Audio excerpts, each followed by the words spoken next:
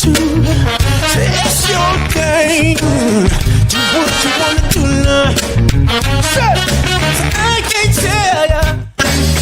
Cause you do your thing too. Oh, it's your thing. Do what you wanna do. Say, I can't tell ya. Wish I could.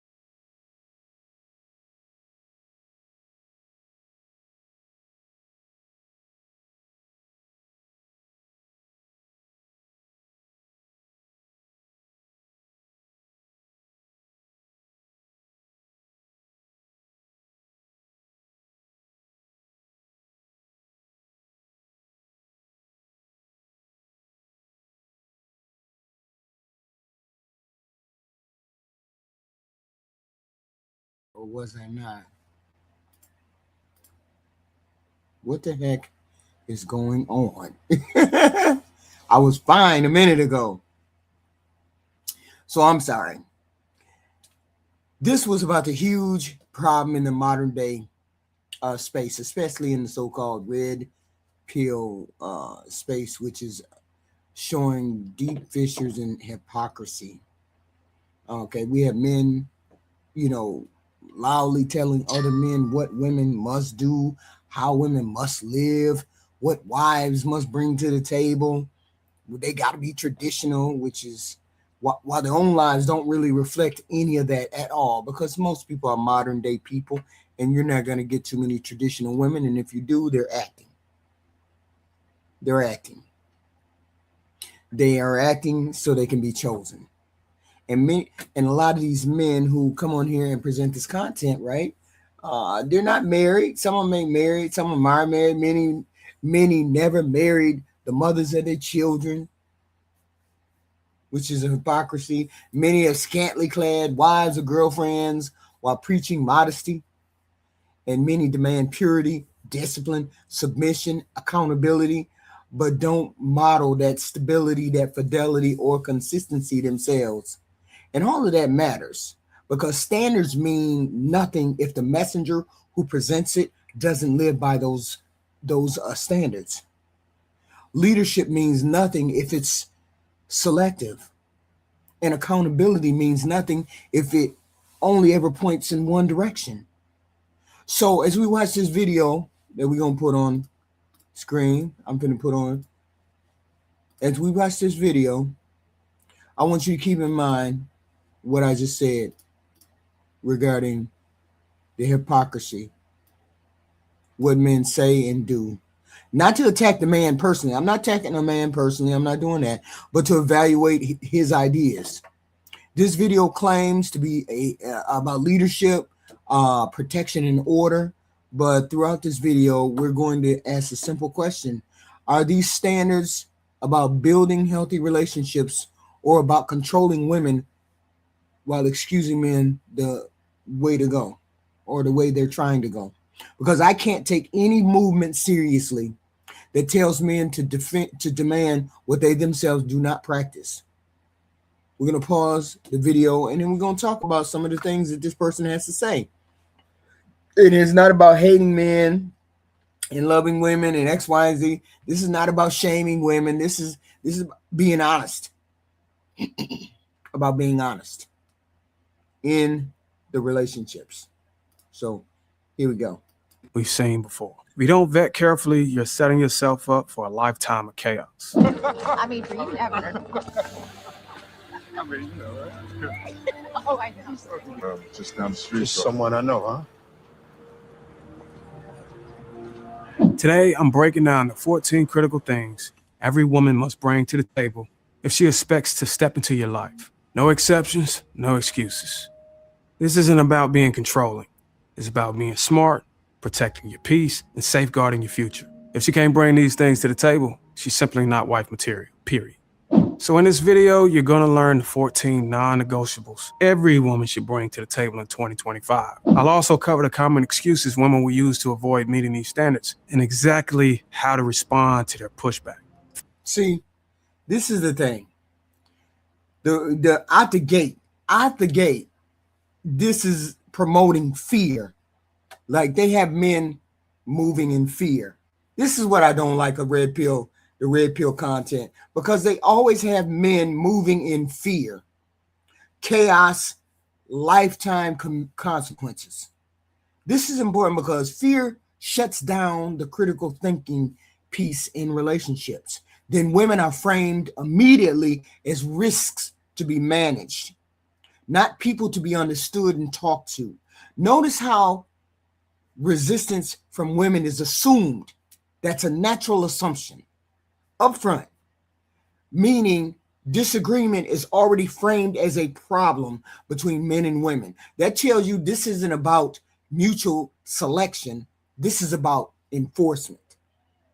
So, fellas, a bare minimum a woman should bring is a high school diploma or GED to the table. This isn't about being elitist. It's about setting a standard. Basic education is a sign that she can complete tasks, think critically, and comprehend the basic concepts needed to navigate life. Studies from the U.S. Bureau of Labor Statistics show that individuals without high school diploma earn 20% less on average than those with one, limiting their ability to contribute financially or build a stable household. History proves this point too. For example, during the 1960s, Black families achieved incredible economic progress when both men and women pursued education as a collective goal. But without basic education, those opportunities shrink, and poverty or generational struggle becomes the likely outcome. As a man leading the household, it's your responsibility to ensure the woman you choose is educated enough to teach and nurture your children. If she doesn't value education enough to complete the basics herself, that's a red flag.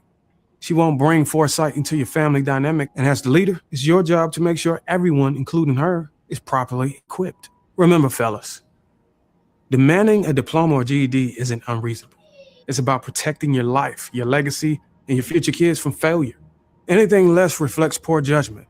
And if she can't bring this basic qualifications to the table, it's a sign she's unprepared to take on the role of a wife or mother. Think about this, fellas.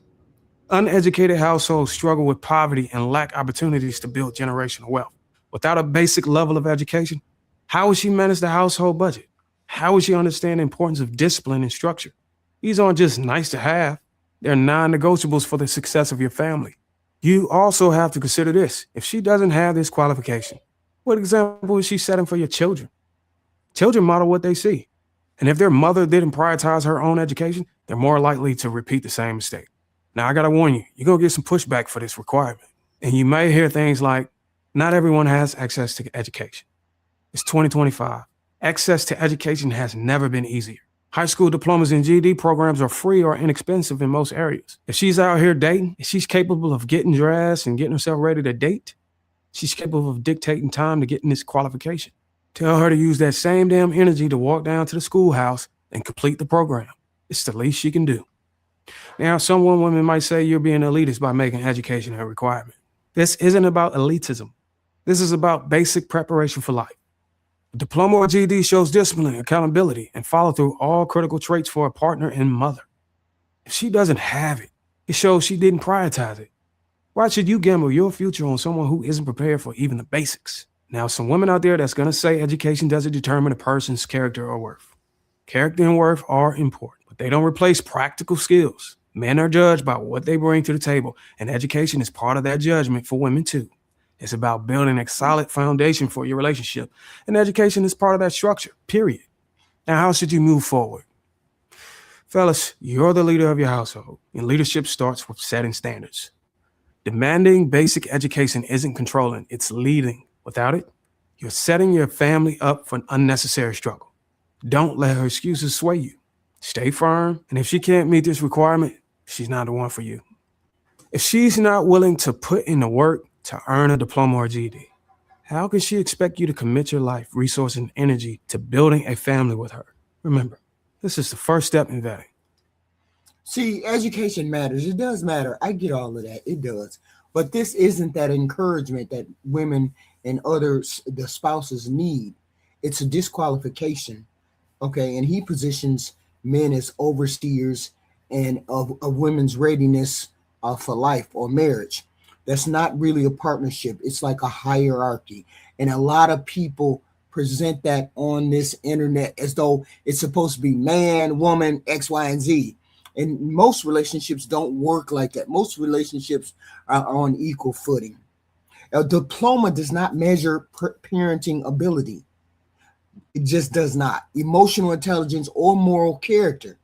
Okay. And notice the hypocrisy. Many of the loudest voices demanding this don't model long-term commitment or stability themselves. We have to really look at the messengers who are speaking on here. You really have to remember what they find is priority may not be your priority. Keep going. It only gets tougher from here. Let's move on to the next point. Fellas, this one's simple. If she's been previously married, she needs to provide a divorce decree, no exceptions. Why? Because legally and spiritually, she's not free to commit to you unless her prior marriage is fully dissolved. Without it, you're setting yourself up for legal drama, emotional baggage, and potential adultery. This is about clarity and protecting yourself. Exodus chapter 20, verse 14 says, "Thou shalt not commit adultery." If she's still legally married, even if separated, being with her puts you in direct conflict with this principle. Add to the baggage of unresolved emotional issues, or even the possibility that she could reconcile with her ex, and it's clear this is non-negotiable. She must be fully free to commit to you before moving forward. Fellas, think about this from another angle too. Giving her time and space to finalize her divorce is actually showing respect to her ex-husband. The Bible calls men to be courteous in how they deal with others. And stepping into a situation that's still unresolved can make you a distraction from a reconciliation that might have worked. If she can't show you the decree, then she's not ready, and neither should you. Now, there's going to be some pushback, and some women are going to say this feels invasive. Women sometimes lie, intentionally or unintentionally. A divorce decree isn't about mistrust. It's about confirming the facts. You wouldn't want to discover you've been dating someone who's still legally married after months of years of commitment. This is about being proactive, not reactive. And you got some women out there that's going to say, why do you need proof? Just trust her. If parents require marriage documents when their daughters get married, why shouldn't a man require the same proof for his future wife? Trust is built on clarity, not blind faith. Now, you'll have women that say divorce papers aren't anyone else's business. Legal matters are always someone else's business when marriage is involved. Men need to protect themselves from unnecessary drama or complications. If she can't meet this standard, she's not ready for commitment. Now, how you can move forward is make this a non-negotiable. If she pushes back, that's a red flag. Protect your peace, your purpose, and your reputation by ensuring she's fully free before stepping into a committed relationship with her. It's not about judgment. It's about being smart. A clean slate for her equals a clean future for you. So clarity before commitment is reasonable. That's a reasonable thing. But this is framed as immediate compliance or suspicion. Scripture right here is being used as a tool of control, not guidance. Healthy relationships allow context, timing, conversation, of which he's not allowing. Demanding proof before trust exists doesn't create safety. It creates defensiveness. Yeah, I'm already feeling some type of way if you're demanding that I show X, Y, and Z. Safety is the word. Safety is the key. Let's move on to the next point. Fellas, one of the most important steps in vetting a woman is understanding whether you're truly compatible. A compatibility quiz is the perfect tool to help you assess this. It forces both of you to confront what matters most: relationship goals, values, sexual expectations, conflict resolution, communication styles, and more. The quiz results give you a baseline understanding of where you align and where you may clash. If she refuses to take it or dismiss it as unnecessary, that's a huge red flag. If she's serious about the relationship, she won't hesitate to take the quiz. This isn't about control. It's about clarity. The quiz helps identify potential issues that could surface later in a relationship, and it sets the stage for meaningful conversations. If she's unwilling to take it, she's either hiding something or not invested in building a strong foundation with you. Like, imagine investing years into a relationship only to find out you have a major difference on things like parenting, finances, or intimacy. A compatibility quiz can help you uncover those differences up front, saving both of you time, energy, and heartache. And fellas, this isn't just about red flags.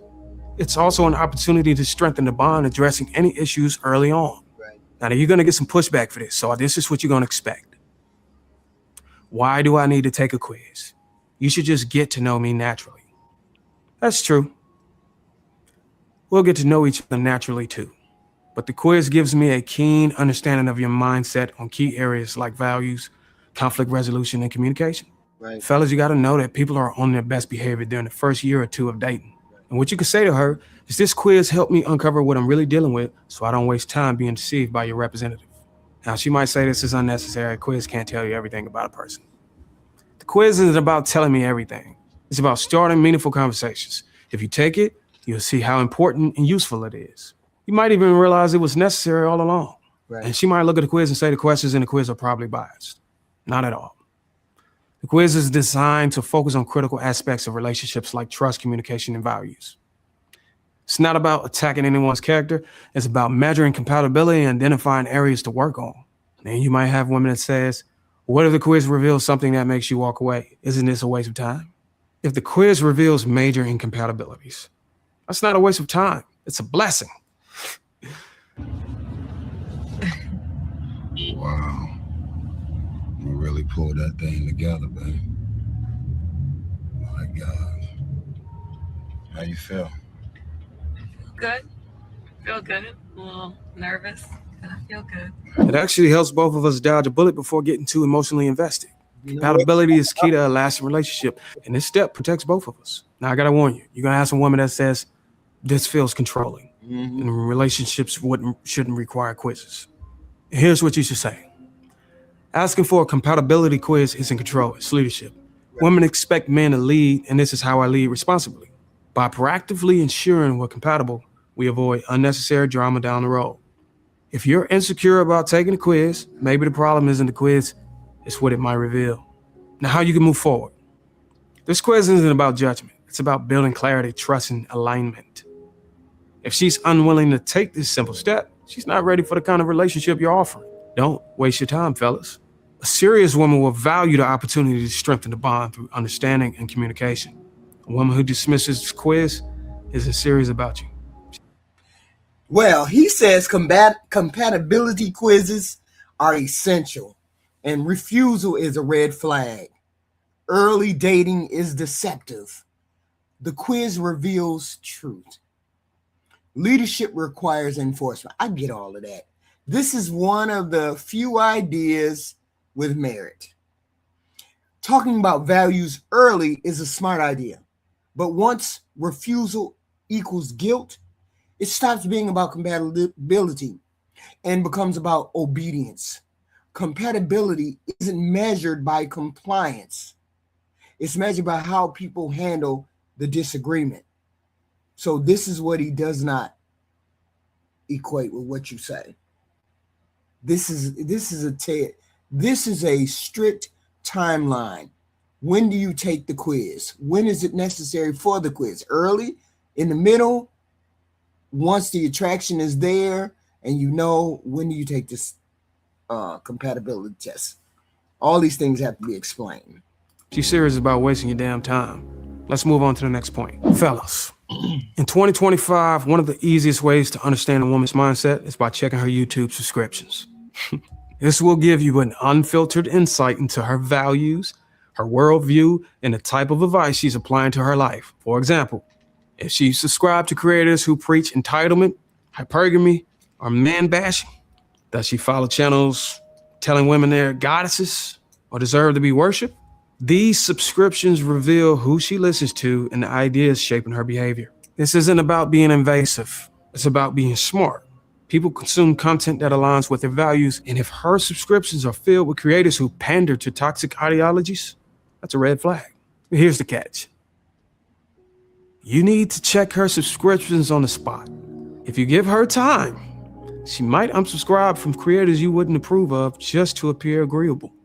Imagine finding out after 6 months that your woman is actively taking advice from Shara Savin, who tells women to treat men as ATMs, or Yada Awakening, who says women should demand $50,000 up front just to date them. Oh, just because clearly she wants some physical attention. Now, what if you would be like, you want to sleep with me? $50,000. Facts. Because that's advice you would give, right? Listen.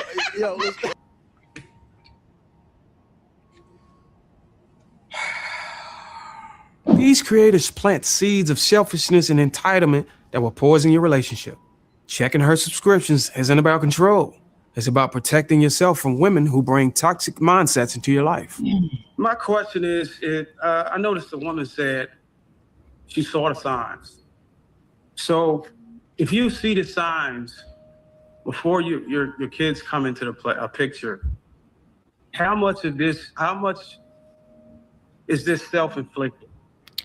Me looking from that. I said I didn't see the signs until after we were married already, so we were already invested as a family at that point. What I'm hearing is that your kids, you had kids after you got married, right? Yes. So you said in the beginning of the marriage, I think in another video or maybe even a day, you said in the beginning of your marriage, he was pretty much sexually violated.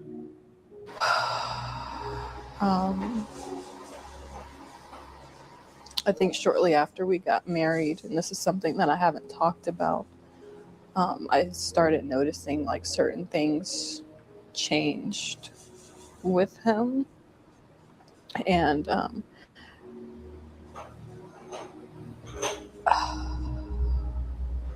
I just started to see a few things that I didn't like, but I honestly thought that some of these were things that I could get past.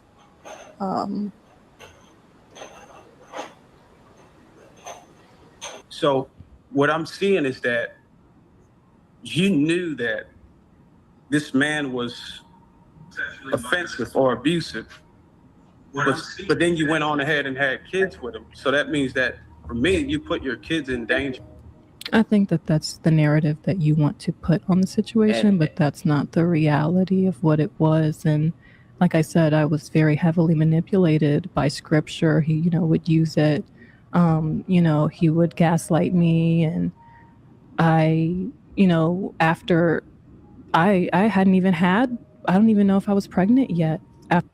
See, I'm sort of with Darwin when he says that, look, I'm not blaming you. That's not what I'm blaming. What I am saying is, once you started listening to Shara Savin, that's not a game over there. Shara Savin is not a game. Her content is not a game. That content is meant for strong-willed women. I'm not going to say it any more clear than that. That content that Shara Savin puts out is for strong-willed women. Women who know how to follow through with hard choices without complaint. And most people cannot follow through without complaining. Most people cannot follow through with a hard road. If you know you're going to take a hard road, most people don't know how to do that. So Shira 7 is not for every woman. Either way it go, this right here, this whole section is surveillance logic. This is not a wisdom thing. The assumption is deception, or a woman is going to be deceptive by default. This is what the section is about. No trust exists at this particular point that he's talking about. What makes this dangerous is that there's no acceptable response from the woman. Hesitation is guilt. Transparency is still suspect. Change is manipulation. Healthy adults are allowed to consume content, any content in which they want. This is a difficult subject for, a topic for me, because I'm such an independent human being, and I was married for 30 plus odd years, and me and my husband never ran into this stuff that they speak about online, because most of it is understood in marriages and relationship. These kind of things should be understood. So my husband never came to me and said, don't get online and start watching that. He never even looked at my history. I never even looked at his history. He could have been talking to 1,000 women. Never even crossed my mind to look at his history or him to look at mine. Okay. Healthy adults are allowed to consume content however they wish to consume content. That's the whole point of being in a relationship with someone. The trust should be there. You shouldn't be dictating what I look at. And I would never allow myself to be in a relationship where someone would dictate anything about me personally. You could suggest, but you can't dictate. So most people can think critically and they evolve in the relationship. So some of us don't need that. Some humans need to be told what, I hate to say it like this, but some humans need to be told what to do. Some humans don't know how to act. Some humans don't know how to conduct themselves as a husband, as a wife, as a helpmate. Some of us know how to act like that. We don't need that kind of guidance. We love to have the guidance. We love to have the guardrails, but we don't need you to be there. We already know how to stay in the lines. So policing media habits, policing your spouse's media habits doesn't protect relationships from straying, from cheating, from acting up, from acting out. It creates secrecy and resentment, because I'm going to be angry if you come over my shoulder and tell me I can't watch X, Y, and Z. I'm going to resent that. No, you don't get to tell me what I like to see. If I like to see gay porn or whatever, you don't get the right to dictate what I see or what I like to have in my social media. Okay. A relationship built on monitoring will never produce peace. Never. Let's continue. After the last time it happened. So, in every other way, he was a good man. I didn't think that it was worth throwing my family away, or the family that we were trying to create, because he had done those things. And unfortunately, I didn't realize that that would mean that he would go on to abuse his own children. I don't. See, here's the thing. If he abused you, why didn't you think he would abuse the children? And why would you think a person like that would be fit enough to build a relationship with? A person that is abusive automatically is not fit to build a relationship with. If you know up front. And I know a little bit about the story because, I remember when it blew up. You just ignored the red flags because he had money. Because you didn't want to be a statistic having a baby by a man and then leaving a man. All of that was twisted up in the middle of it. But you didn't have discerning quality. But let's continue. Let me stop. We ain't talking about her. We're talking about Darwin's advice. I don't know how someone would correlate the two. The things that most victims will tell you on the other side of healing is that nobody is judging or critiquing them more, and nobody is suffering more than the victims who are going through the experience. Well, so asking questions are important, but asking them from a place of objectivity is even more important. Well, the reason And why Darwin, I framed Darwin, my we're gonna let you close out here so we can get to the other callers. But go ahead, brother. The reason why I frame my question like that is because she believed in what I believe in. I believe in God. So she gave me a source of a way to hold her accountable when she started saying God this and God that. And if you read the word, you would know that sexual immorality or physical abuse or anything like that is pretty much grounds for divorce. And that supersedes any type of gaslighting or emotional manipulation. If she's so grounded in the word and scripture, that actually supersedes any of the other offenses this man put towards her. And that's the reason why I framed my question like that. Because if we're going to call ourselves spiritually driven and backed by biblical principles, started as my son in background, we have to be unwavering. We have to be unwavering. And that's the only reason why I frame my question like that. But my sorrows goes out to you. I hope that you can heal from this. And I appreciate you, Dr. Spirit, for talking to the lady. I appreciate you as well. And please understand, for everybody that may be in the chat tonight, I want you to understand that it's not about defending anybody. It's not about debating anybody. The only thing that I want to do is offer as much clarity as possible, because I want us all to be our best selves. And I wish that more pastors had Darwin's perspective. I wish that more church members had that perspective that says be unwavering in support of victims, because most folks who are working with church folks who are being wounded by their partners, who are being wounded by their spouses, who are being wounded by family members, if we were unwavering in abuse and we protected and stood up for one another, we wouldn't have victims stand in situations trying to take it to prayer closets, praying it away, acting like it doesn't matter, being shamed and keeping that trauma a secret. So here, healthy, however we have to find it. So this abuse story is discussed. The young lady, she was a fan of Shira 7, and Shira 7, if you know Shira 7, she is one woman on here who has a huge following, in which she tells women to manipulate men, because that's all men are, is wallets, and that's what they're supposed to do, is take care of women. The big Shira follower, this lady, she got into a situation, married a man, and found out the man was abusing her children. Right. Okay, so we had accountability tied to scripture in this section. We had delayed leaving is questioned. Okay. This section is very concerning. Abuse doesn't announce itself up front, and manipulation is eroded when the judgment comes into play. So manipulation erodes the judgment slowly. Fear is distorted, and it distorts the decision-making capabilities of this young lady.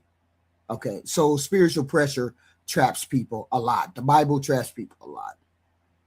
When accountability turns into you should have known better, it becomes victim blaming. Okay, so we're not going to do that. Survivors already punished themselves enough, more harshly than anybody else ever could. So accountability without compassion is cruelty.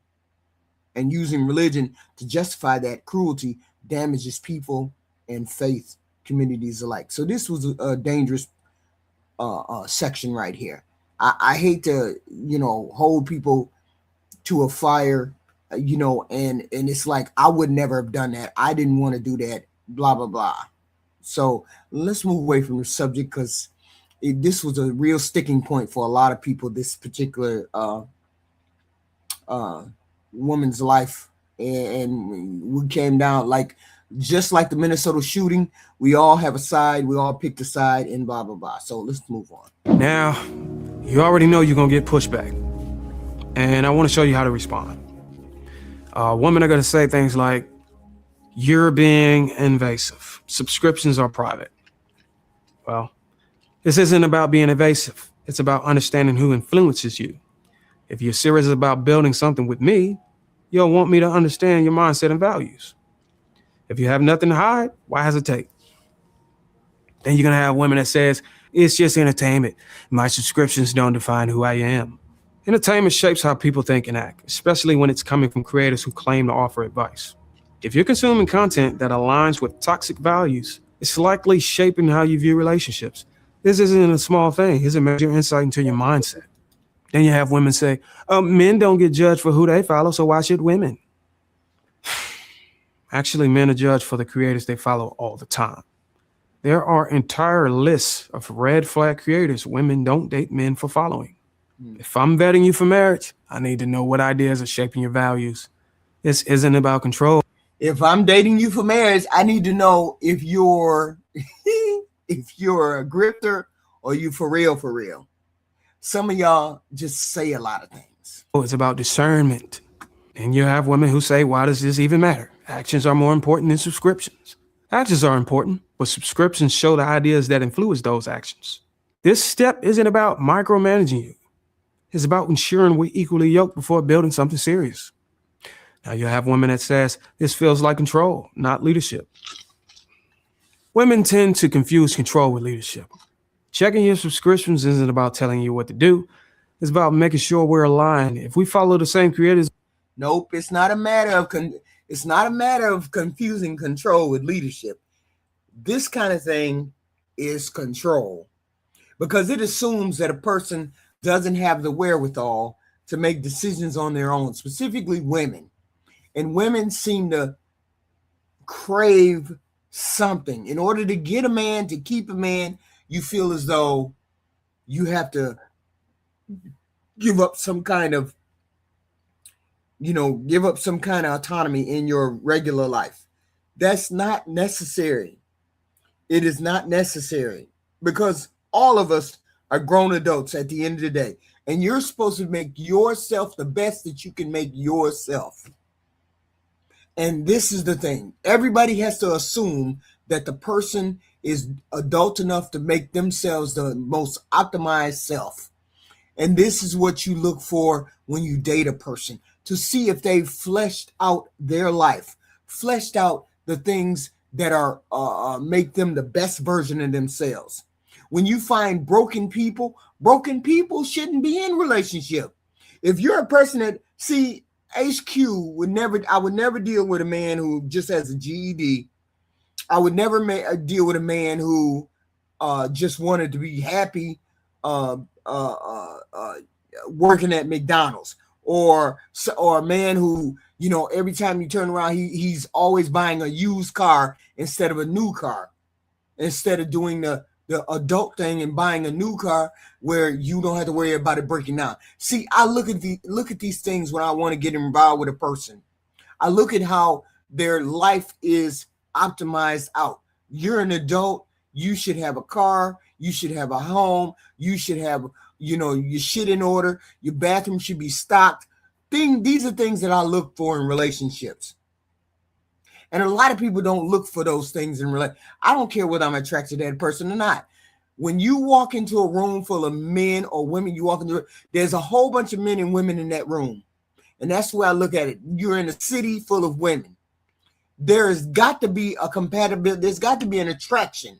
You've got to be attracted to at least 4 or 5 different women or men. And then you date those 4 or 5 different people and see who is compatible with you, who has more of the markers that you want. And you notice whether their life is optimized or not. Okay? Don't pick broken people to be in relationships, because then you got to learn to fix those people.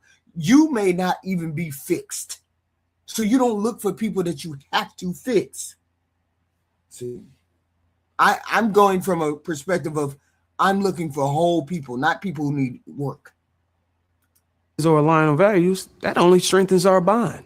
Now, how should you move forward? Fellas, her subscriptions are like a window into her thought process. If she's unwilling to be transparent about them, that's a red flag. No, that's not a red flag. I'm not going to hide my subscriptions, but I'm not going to offer them up as a proof of loyalty, as a proof of trustworthiness. Okay? If you just happen to go and look at them and see them, that's fine. But I'm not going to say, you're not going to say to me, you need to present your subscriptions, because I don't care.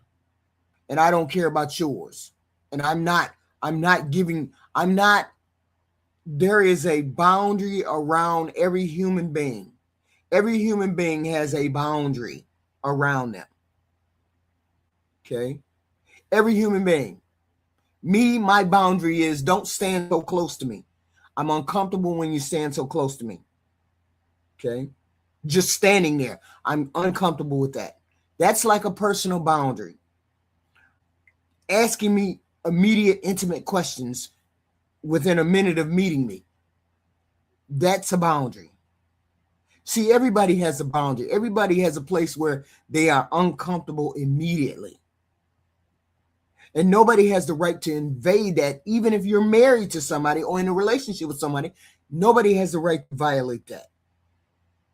Okay? And he's saying my intimate thoughts, my intimate desires, my intimate covets, things that I see and want to experience, I'm supposed to reveal those to you in the form of my media history. And that's a part of the boundaries that are crossed for some people. Those are the personal boundaries that people have. Okay. And it's too intimate. A woman who values accountability and alignment will see this step as reasonable. At the end of the day, you're protecting your peace and your purpose by vetting carefully. If her subscriptions raise red flags, it's better to find out now than after you've invested months or years into the relationship. Let's move on to the next point. Fellas, if she's a single mother, this is absolutely non-negotiable. She needs to provide a certified copy of her child support order and payment history. And when I say payment history, sometimes the man is not on child support. She can provide proof or evidence that this man is taking care of his child. Why is this important? Because this step ensures you're not walking into a situation where her child becomes your financial responsibility by default. If the father is contributing financially to the child's upbringing, it shows that she's already holding him accountable for his role in providing for their child. This isn't about being harsh or judgmental. It's about clarity and protecting yourself. You need to understand what it takes to care for her child so you can assess whether you're ready to take on any additional responsibilities.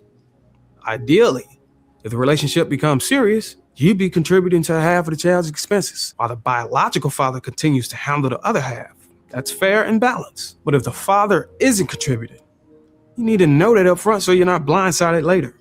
This step also ensures that she's taking accountability for a situation. If she don't have a child support order or payment history, you have to ask why. Is she enabling the father's irresponsibility? Is she relying on you to step in as the primary provider? These are serious red flags that need to be addressed before the relationship moves forward. Think about this, man. Single mothers often promote the idea that they're a package deal, meaning you have to accept both her and her child. That's fair, but only if the child is already being financially supported by the biological father. Walking into a situation where you're expected to shoulder the financial burden of another man's child without clarity or accountability from her is a recipe for resentment and disaster. On the flip side, a woman who already has her finances in order, including proper child support from the father, it shows that she's responsible and capable of managing her life. This makes it so much easier for you to assess how you can step into a supportive role without being taken advantage of.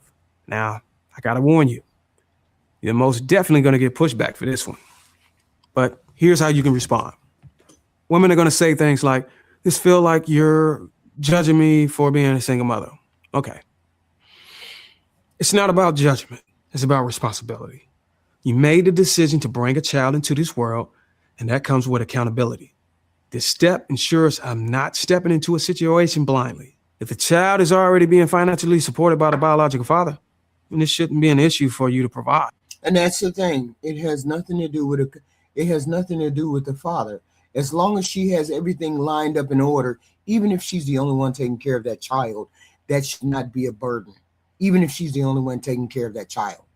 It's just the relationship that everybody has to straighten out. The relationship with the father. The relationship, you're having a relationship with her. You're not having a relationship with the father. And I get all of that. But see, they don't say what kind of relationship they have with the mother of their children if you get involved with them. That's always an issue too. But, that's never addressed. It's always about whether you have children or not.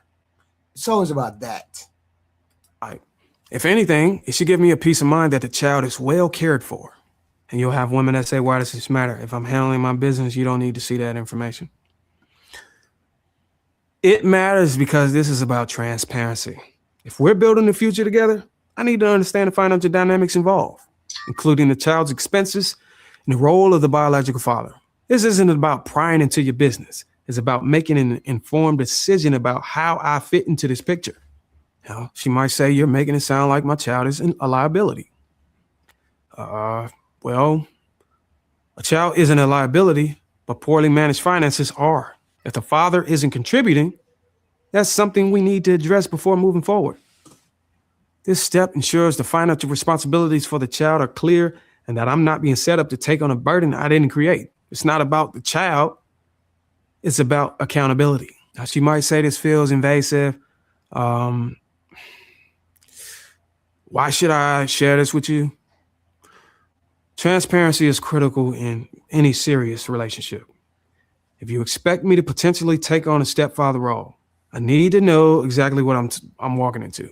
This step, it's not about invading your privacy. It's about ensuring that we both understand the financial dynamics before making any major commitments. Now, she might say not all fathers pay child support, and that's not my fault. That might be true, but it's still your responsibility to ensure your child is fully provided for. Now, let's say the father isn't contributing. That's something you need to work on before bringing someone else into the equation. It's not fair to expect another man to step in and take over that role if the biological father isn't being held accountable. Now, how can you move forward? Fellas, requiring a child support order and payment history isn't about shaming single mothers. It's about protecting yourself and ensuring the child is properly cared for.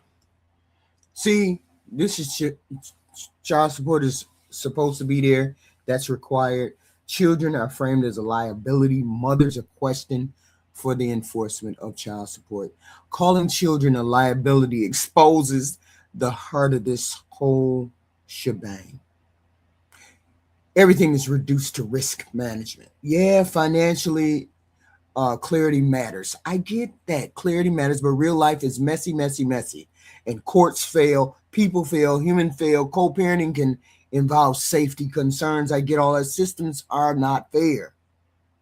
Adult relationships require conversation and empathy and shared decision making. This is like an audit. It's very suspicious. You're suspicious from the day one. And this is very difficult for women to get past. It's like you want me to have total accountability. It's supposed to be total clarity in relationships. And relationships are not like that. It's messy. Relationships are messy. Specifically messy between mothers and fathers. Okay. This is the problem I have. One of the problems I have with this. If she's still resistant to this step, it's likely because she's either enabling a responsibility from the father or looking for someone else to take over his role. Don't compromise on this. It's critical for clarity and peace of mind. At the end of the day, you need to ensure you're entering a relationship with full transparency. A responsible single mother won't have any issue providing proof that her child is already being supported. If she can't meet this requirement, you need to walk away. Protect your peace, fellas. Let's move on to the next point. Fellas, if a woman has a father in her life, you should demand to meet him. Out of courtesy and respect, her father's involvement in the vetting process is critical. Why?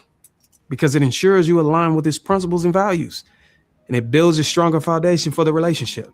Her father's discernment can help you see things about her character that you might overlook in the honeymoon phase of dating. Think about it. If we had daughters, we'd expect the same courtesy from any man wanting to date or marry them.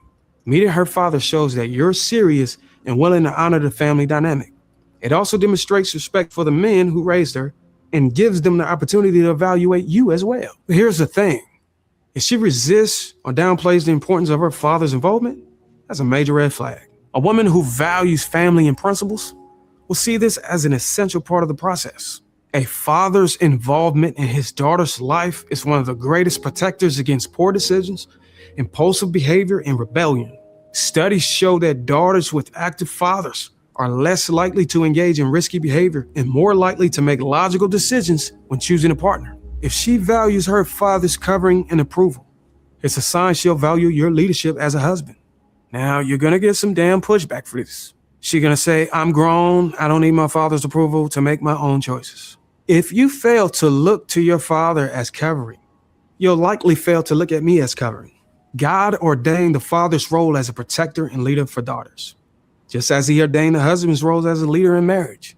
If you don't value your father's opinion, how can I trust that you'll value mine? Relationships aren't individualistic. They involve families, and ignoring this dynamic leads to chaos in the home. Now she might say, what if I don't have a father in my life? That's understandable. But if you know the importance of having a father figure for discernment, you should have someone else who fulfills that role, like a mentor, a spiritual leader. It's not about the biological connection. It's about having someone in your life who holds you accountable and helps you guide your decisions. Now, she might say, why does my father's opinion matter so much? Shouldn't my own discernment be enough? Unfortunately, women's discernment alone often fails them because they make decisions based on emotion rather than logic. The word of God even advises against women building their house on their own discernment. A father's approval is one of the most critical elements of marriage, as it ensures you're entering the covenant with blessings and wisdom from someone who has your best interests at heart. Now, she might say not everyone has a strong relationship with their fathers, so this doesn't apply to everyone. That's fair. If your father is incapable of providing meaningful guidance, that's fine. But the step of seeking covering and counsel is still necessary. It ensures you're prepared to make logical decisions and enter a marriage with clarity. Whether it's a mentor, a pastor, or another trusted figure, this role should be filled. Now, fellas, how should you move forward? A woman who values her family will see the importance of this step. She will. If she has no father in her life, she should seek covering elsewhere. But if she outright refuses to involve anyone in the vetting process, that's a sign of rebellion, and you should take it seriously before moving forward. Fellas, meeting her father or a trusted covering figure is about more than tradition. It's about ensuring alignment, respect, and accountability. If she's unwilling to allow this, she may not value the role of a leadership in your relationship. Let's move on to the next point. Fellas, the chances are high that a woman has endured some form of trauma in her life. With a growing number of fatherless homes and childhood dysfunction, these numbers are only rising. Rarely will you find a woman with a complete trauma-free upbringing. That's why, as a precaution, you need to ensure that she's addressing any unresolved issues through therapy. You should require her to provide the business card of her therapist or proof that she's actually seeking professional help. This is wild. I understand respecting family is healthy. I get all that. Requiring permission is not.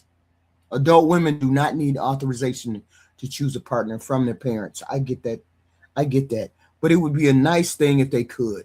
But that's not required these days. It was required before. They wanted to see whether you would be able to take care of a family, take care of a household, and be financially responsible. The burden was on the man. Calling independence rebellion is how control is normalized. That's what he's saying. Leadership is not dominance. Wisdom is not obedience. Healthy marriages require two adults with agency, not one authority figure and one subordinate. That's not how marriage works. Okay? That's not how marriage is supposed to work. This isn't about judgment. It's about accountability. If she's currently in therapy, you should ask her what she's working on and assess whether her issues are something you can handle. If she doesn't need therapy, that's great. But you need to confirm that she's emotionally healthy before you step into a serious relationship. I want you to know that unresolved trauma doesn't just disappear. It manifests in relationships as emotional instability, trust issues, or even toxicity. By ensuring she's taking accountability for her healing, you protect yourself from becoming a scapegoat for her unresolved pain. This step isn't just about protecting your peace. It's about setting a foundation for a healthy, emotional, stable relationship. Now, you're going to get some damn pushback. She's going to say this is invasive. My therapy is private. Sharing this information isn't invasive. It's about transparency. Knowing that you're in therapy helps me understand what you've been through and what you're working on. If it makes you feel better, I'll gladly share my own therapist information with you. This is a two-way street, not a one-sided demand. Now, if she continue to push back, she might say, what if I don't feel comfortable sharing that right away? That's fine. If trust hasn't been fully built yet, we can revisit this conversation when the relationship deepens. But before we take the big step towards marriage, this is something I'll need to know. Emotional health is critical, and both of us need to be transparent about it. Now, she might say, are you trying to disqualify women with trauma? Not at all. Everyone has been through something, but unresolved trauma can ruin relationship if it's not addressed. See, this section sounds reasonable on the surface, but once you slow it down, it becomes deeply problematic. Yeah, many people, many men and women carry trauma. I get all that. That fact is a truth. But the way trauma is framed here turns it into a moral deficiency that women must prove that they've corrected before they're allowed to be chosen. He assumes trauma is primarily a woman's issue, which already tilts the conversation unfairly towards men. Men experience trauma too: childhood neglect, abuse, abandonment, poverty, violence. Yet men are not being asked to bring proof of their healing, their therapy records, or explanations of their emotional wounds. That imbalance is what matters. Therapy is medical care. Okay, that's medical care. It is private. It is not a receipt. It is not something that I would be bringing to the table to explain to you. Asking someone to provide a therapist business card or explain the details of their sessions early in dating crosses a bound. That's a personal boundary I was telling you about earlier that most people would not accept in any other form of their life. So why would I give it to you? Because I would give that only to you in order to prove my trustworthiness. There would have to be another barometer for me to give you proof. We do not ask for medical records before deciding if somebody is worthy of a relationship.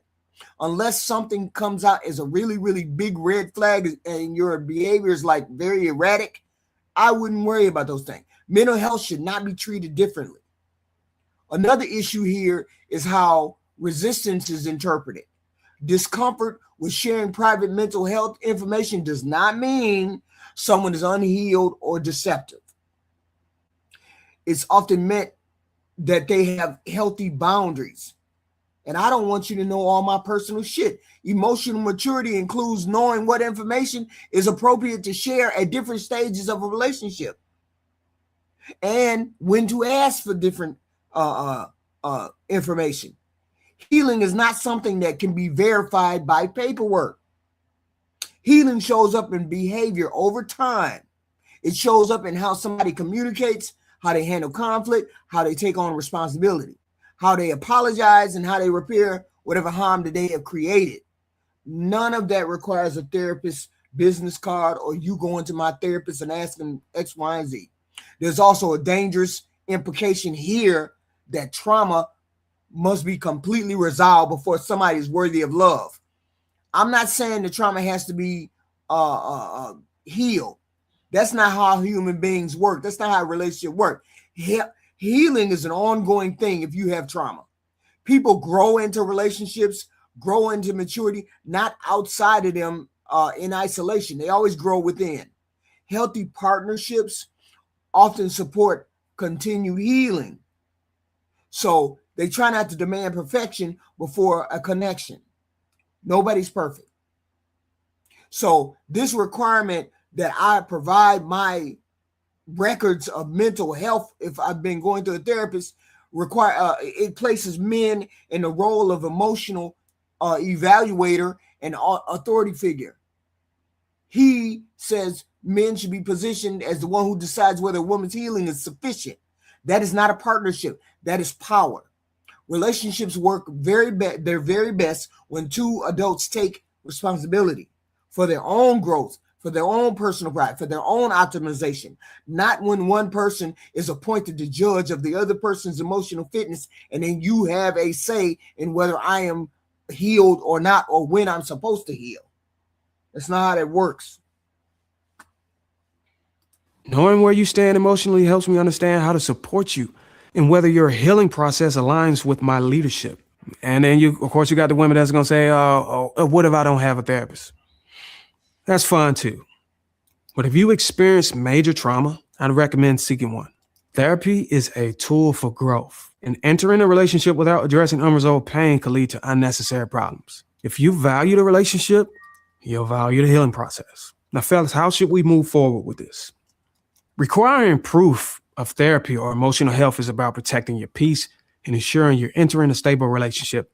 If she resists this step, it could be a sign that she's not ready to handle the accountability that comes with a healthy partnership. This step is not about judgment. It's about ensuring she's emotionally equipped to walk with you through life's challenges. A woman committed to personal growth will see the value in this step. Now let's move on to the next point.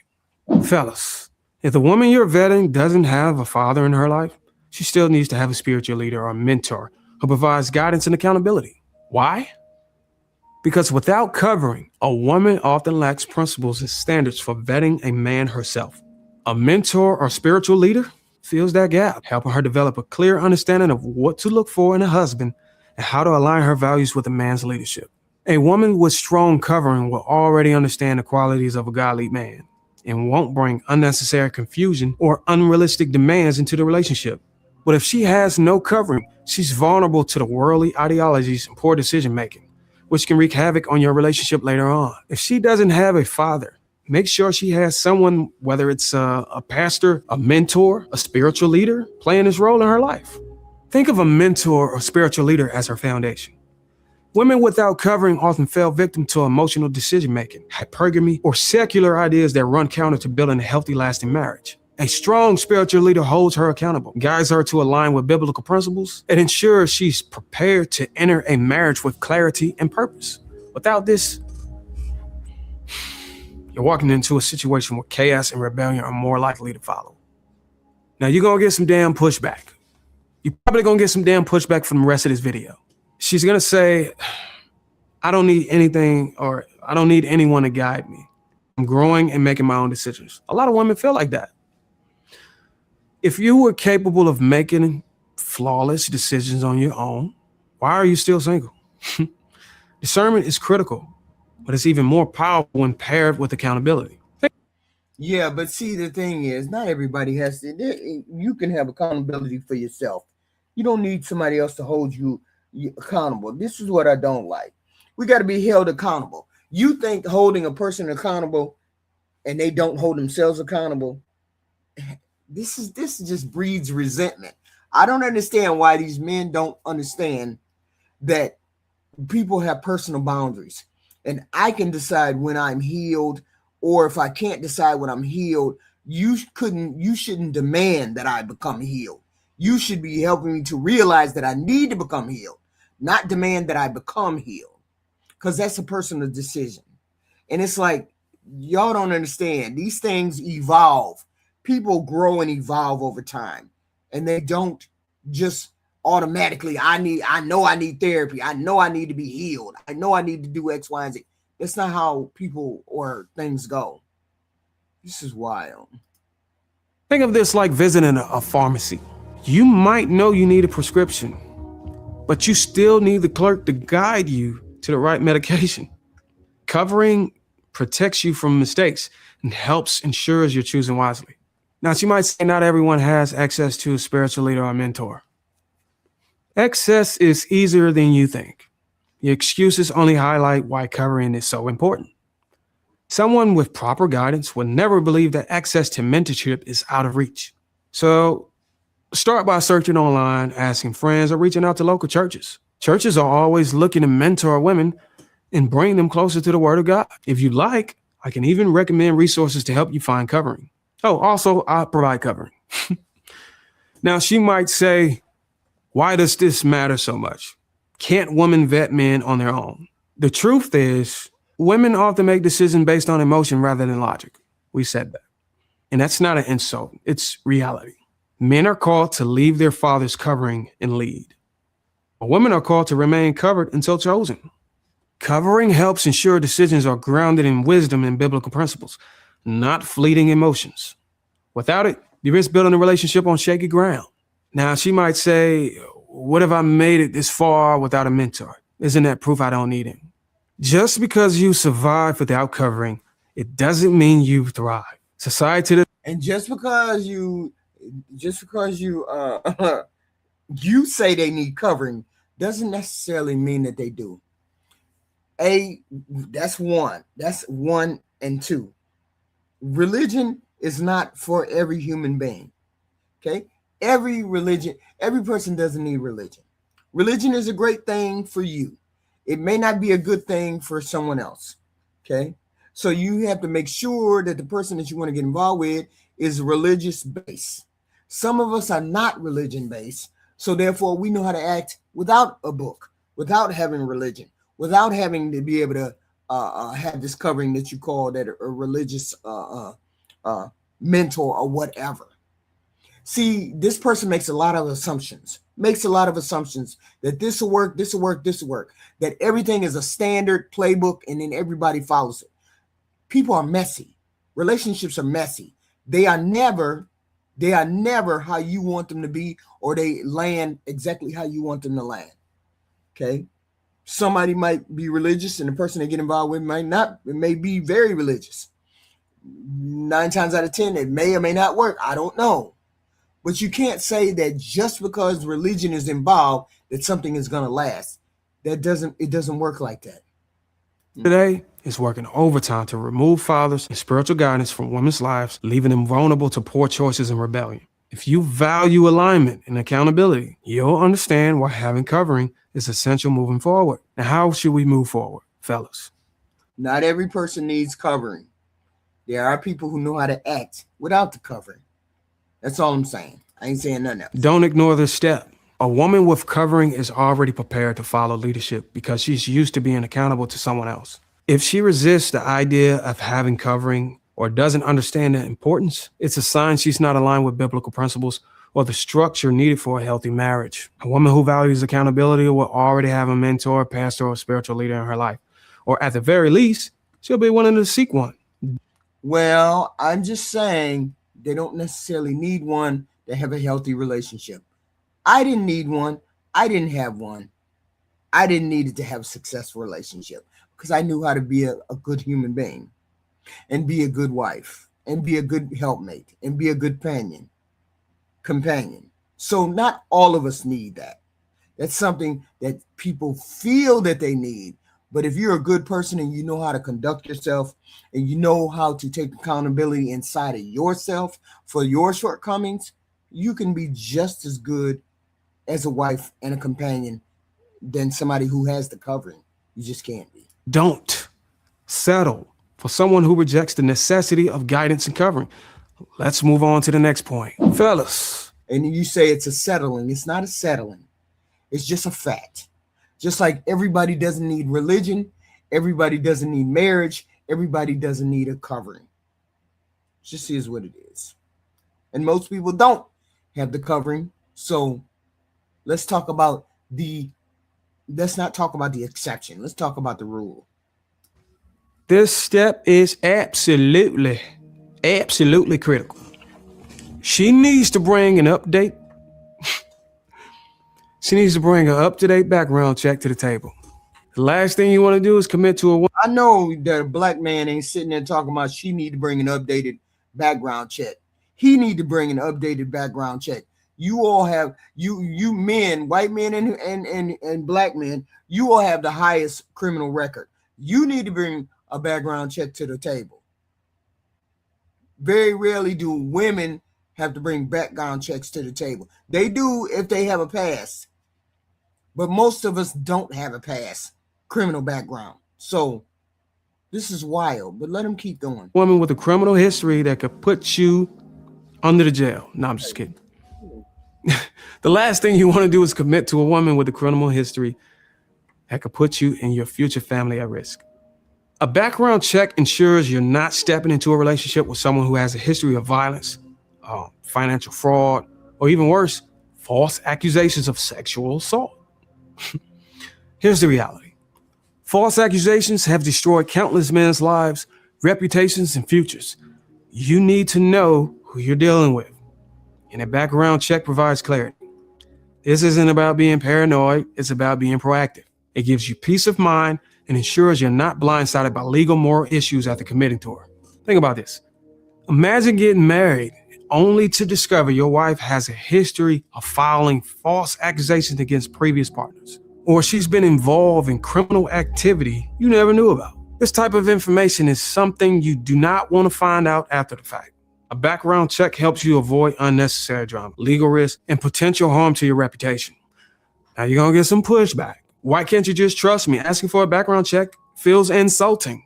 Taking someone's word about their past is a feminine thing to do. As a man, I operate from a masculine place, which means I need more than just your word when it comes to one of the most important decisions in my life. Unless you're perfect like God, I cannot rely solely on what you say. History has proven that blind trust leads to disaster, and I refuse to take that risk. Now, you're going to have women out here say that background check doesn't define who I am today. That's true.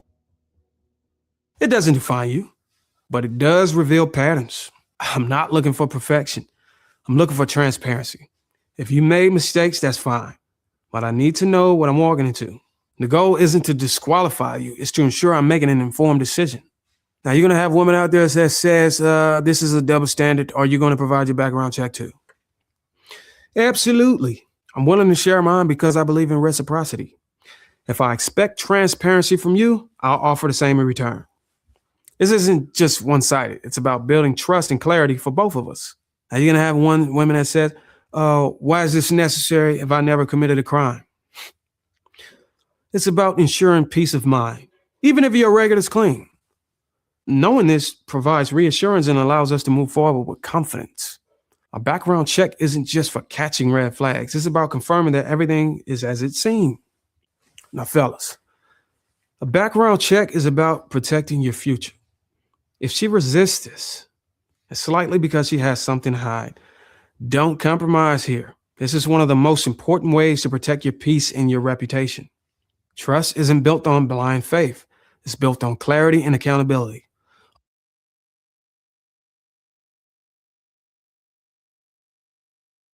This section is framed as common sense, but it's like rooted in fear. I mean, and it's not balanced. Of course, people want to be safe. I get that. Nobody's arguing about safety. The issue is how safety is being defined and who's being treated as the threat. I, as a woman, is being treated as the threat. Notice that women are being positioned as potential legal dangers before they are even partners, before you even gotten down to the nitty gritty. The focus is not on mutual safety or shared transparency. It's on protecting men from women. That framing alone should make people pause and say, oh, hell no. I get it. The heavy emphasis on false accusations is especially important in these days and whatnot. False accusations do happen. I get that too, but they are statistically rare compared to actual cases. When dating advice centers fear of women instead of discernment about character, dating advice, it centers around fear for women or fear for men about women's character. It's training men to approach relationships with suspicion instead of wisdom and some kind of trust, which is what you're supposed to trust but verify. I get all of that, right? Calling trust feminine and verification masculine is another red flag that I noticed that he says. Trust is not feminine or masculine, it's a human thing. Healthy relationships balance trust with observation over time. Over time, you do not build safety by assuming that somebody is guilty. That just builds suspicion and deception. You build safety by watching the people's pattern, by their consistency, by their behavior. There's also a timing thing here.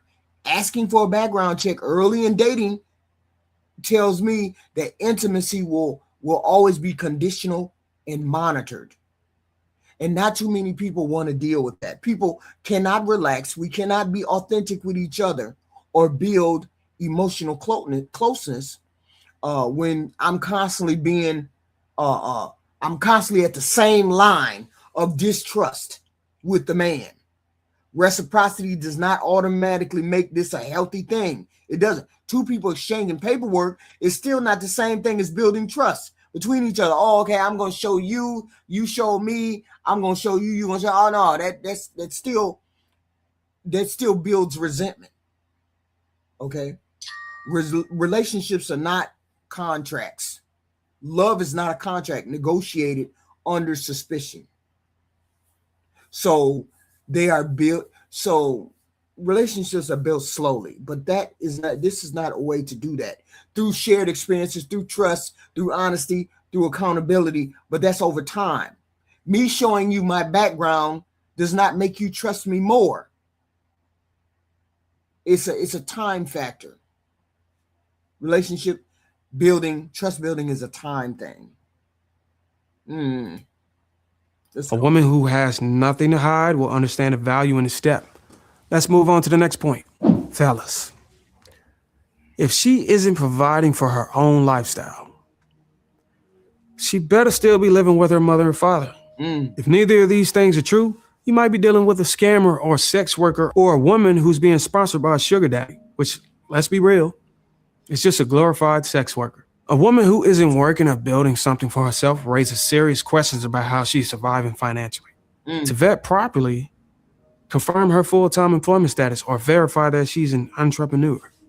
A woman who is self-sufficient and capable of paying her own bills shows discipline and independence, which are necessary traits for any healthy relationship. On the other hand, a woman who's looking for a man to fully finance her lifestyle without contributing anything is setting the stage for resentment and imbalance in the relationship. Fellas, the goal isn't to avoid providing for your wife. It's to ensure she's capable of handling her own responsibilities before you decide whether you want to take that burden off of her shoulders. Whether you choose to go 50-50, fully provide, or find a middle ground, that's up to you. But this step ensures you're not walking into a financial liability without your consent. Studies show that financial issues are one of the top reasons for divorce. Yes. If she can't even maintain her own lifestyle before marriage, Right. how will she handle the responsibilities for her household later on? You need to know whether she's financially disciplined or if she's living beyond her means. If she's reckless with her finances now, she'll likely carry that recklessness into your relationship, and that's a headache you don't need. Yeah. Now, I can promise you, you're going to get some pushback on this one. Yeah. I promise. You're being materialistic. A real man wouldn't care about my job. A real man? There's no such thing as a real man. That's just a phrase used to shame men into. So why is it that we heard men say a man don't care about your job? You can be dropping fries. She can drop fries. I don't care what kind of job she got. She can be, long as she look good, she can drop fries. He's saying it is important. Jobs are important in relationships. Accepting mediocrity. Men don't judge women based solely on money, but employment or entrepreneurship is about more than finances. It's about discipline, self-respect, and responsibility. A woman who doesn't value her own financial independence is more likely to bring chaos into a relationship. And there you go, right there. Financial men are supposed to care about what women make, what she brings to the table. She's supposed to bring the responsibility of a job, of being able to manage her money, being able to manage her life. She's supposed to be able to bring all of those things. And no traditional woman is doing that. Because all women are traditional. I mean, all women are modern. Most people are modern. If a woman is doing traditional things, she's just straight up doing traditional things, she's got it sprinkled in to her modern day life. This is why I never understood the feminist argument. You as women are standing in the middle of the feminist movement, doing feminist things, being a feminist, and yet you have women on these panels who come on these panels talking 2-point crazy about feminism. Make it make sense. I don't understand. Make it make sense. We got to finish this section. Hold on. Uh-oh. She's going to say, what if I'm unemployed but actually looking for work? That's fine. The key is that you're putting in the effort to become self-sufficient. If you're in between jobs or transitioning careers, that's understandable. But there needs to be a clear plan and consistent action behind it. Right. Effort is just as important as results in this case. Now, she might say, why does this matter so much if you're going to be the provider? It matters because I need to see that you're capable of managing yourself before I decide to take on that responsibility. If you can't handle your own bills, how can I trust you contribute to building a stable home? Being a provider doesn't mean blindly taking on liabilities. It means choosing wisely. Now, she might say, women have supported broke men before. Why do we have to prove ourselves? Ooh. If a woman is building a broke man, that's her choice. But no one is advising men to do the same. The reality is that men are expected to be financially stable by default. If I'm going to lead, I need a partner who knows how to manage her own responsibilities too. Otherwise, this becomes a one-sided relationship where I'm doing all the heavy lifting. Now, she might say this feels judgmental. What about women who don't work because they're caregivers or students? Right. If you're a caregiver or a student, that's fine. But it still comes down to whether you're contributing to your life in a meaningful way. If you're working towards something or fulfilling an important role, that's acceptable. Right. But if you're just coasting through life, waiting for a man to finance your existence, that's a red flag. Now, how do you move forward, fellas? How do you move forward, fellas? A woman's financial independence doesn't just protect her. It protects you. It ensures you're choosing someone who is disciplined, responsible, and capable of working towards shared goals. If she resists this step, it's because she knows she doesn't meet the standard. Financial issues can destroy relationships. Don't gamble your future on a woman who hasn't demonstrated the ability to take care of herself.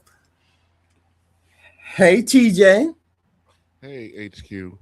Hey. So We were reviewing Darwin's thing, even though I've been listening for like the last 15 minutes.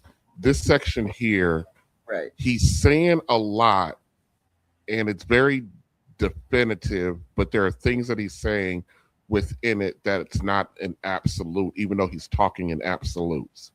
You understand what I'm saying? Like, I wish I was sitting here like taking notes, but one of the things that he talked about, like, let me go back to the statement that you said about, but you know, you constantly hear men saying that a woman's money don't matter. Right. I think a lot of women get caught up on that statement and not necessarily focusing on why that statement is being made. It's more important about why that statement is being made than the statement itself.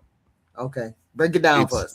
And I'm being very general because every guy's a little bit different on this, but in the consensus is that a woman having money, while it's important, it's not important to us because of the social responsibilities that we now have placed on men. I am of the belief that there's never been a time in our history in this country where it was our sole responsibility for the financial burden of the home. We've never lived in mass. We've never lived like that in mass. But the reason why a lot of men say that a woman's money is not important is because he's responsible for the most part for the family structure. And then most times now, women don't want to give up access to their money at all. I'll give you an example, and of course, this is just a personal thing, but it's an anecdotal example. Like when I got married to my wife was a high school teacher. She made, at that point, she was making about $65,000 a year. HQ, I was making about $35,000 a year when we got married. I was working in social services. She working in education. Those are not overly high earning, fields. You know what I mean? But so together we're at about $95,000 a year. You know what I mean? Worth of income. Right. And so she, when we got, and this is my fault for not really pushing this issue or bringing this up beforehand.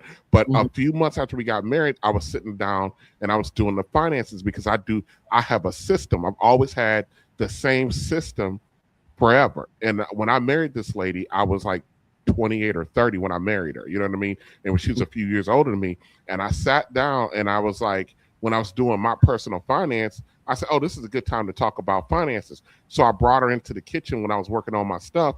And I said, hey, we need to start talking about how we're going to combine our resources. And she flipped out. She was like, I earn, and I think it has something to do with the fact that she earned more than me, more than anything else. She was like, well, my money is my money. I go to work every day and I earn that. And I don't want you asking me about my money. That was her. I should have dropped her then. You know what I mean? And that was a split. I said I was making about $35,000 a year, right? Right. I paid 100% of the bills in the house. Oof. Oof. So there was hardly anything left over.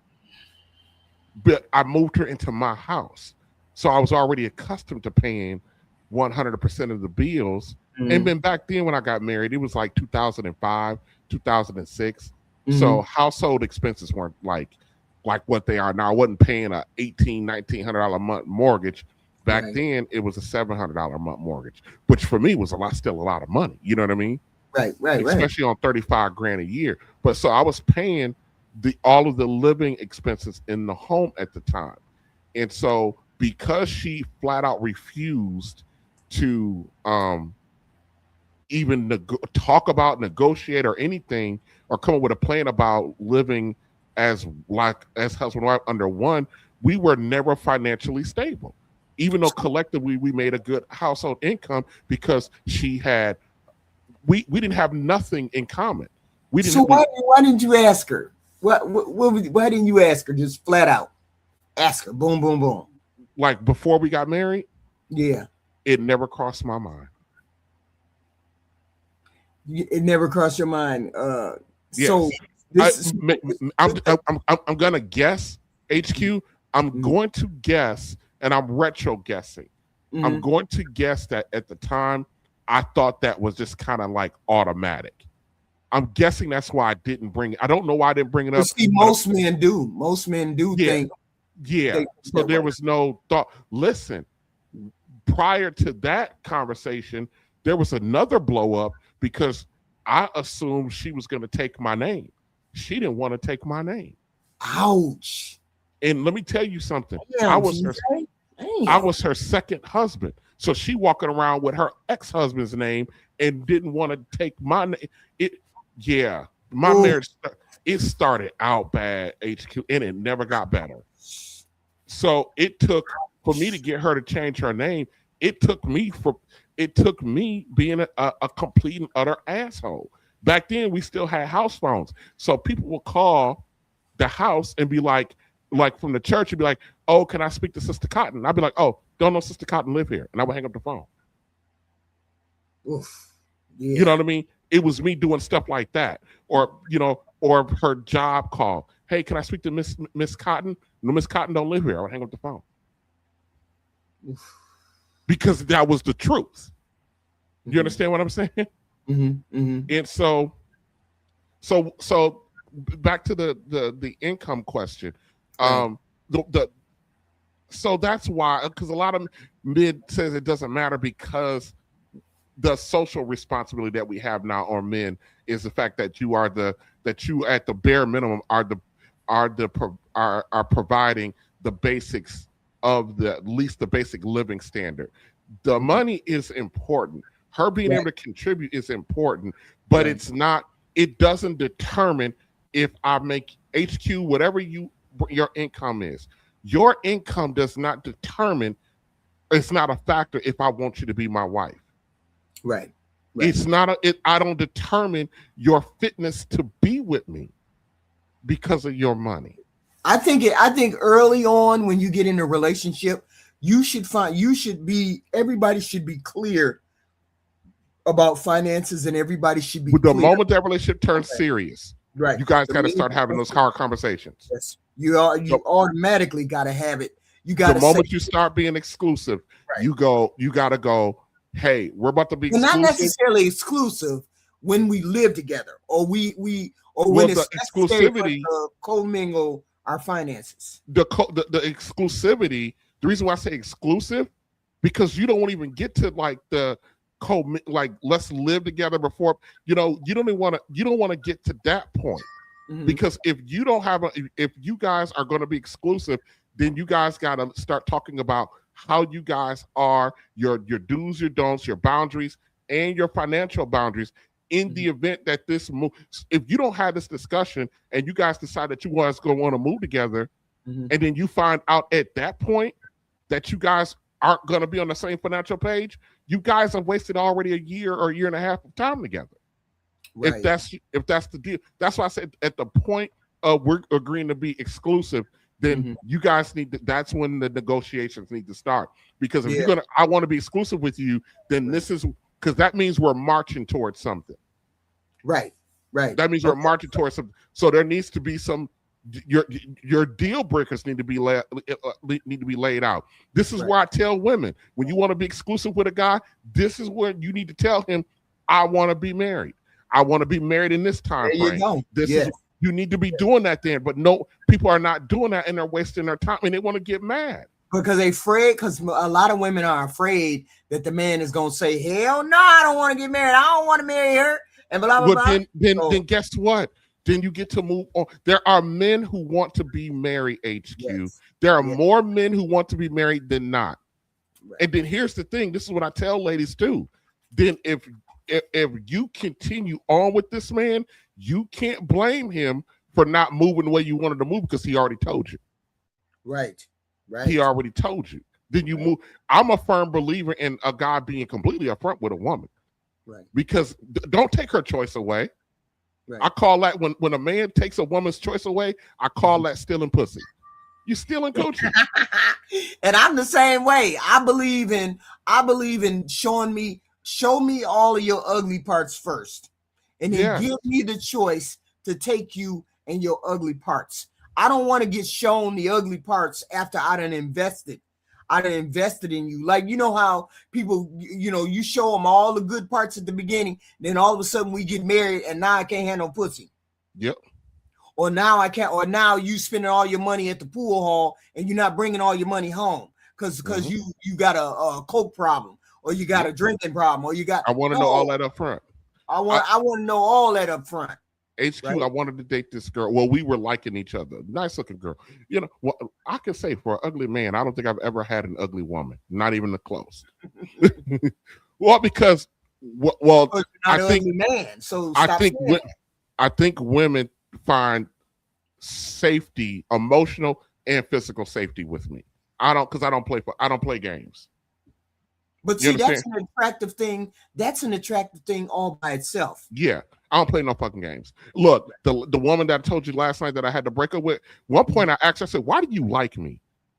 And she said, because you're rough, you don't play, and I know you defend me. She goes, I just don't like it when you're rough on me. I said to her, me being rough and tough and all this other stuff, I said, you're gonna get that. That's not exclusive to other people. That's for you too. Because I got a standard. But a lot of times, HQ, Lord, I lost my thought. I lost my whole train of thought. But about being upfront with somebody, you got to tell them upfront. I told the lady that I was really into, and she was into me. Before we even went on a date, because I told her, I said, I'm telling you right now, I've been digging you since I've known you because you're built like a woman, and she's brilliant. HQ, I like a brilliant, smart woman. Right. She cannot be attractive, but as attractive or conventionally attractive, I like women with actual ethnic features. That's why I think you're gorgeous, because I like very ethnic features, and I like very smart women. Right. Because I can't be with a dodo head because, you know what I mean? That would just drive me nuts. Because listen, I think I'm a pretty bright dude, a pretty practical dude. HQ, I'm subject to say something or do something or think something that's completely, absolutely bonkers. And I need a woman who's smart enough, bold enough to tell me, that sounds stupid. Hopefully not like that, but, or be able to hash that out. But I told this lady up front, I said, listen, I want to be married.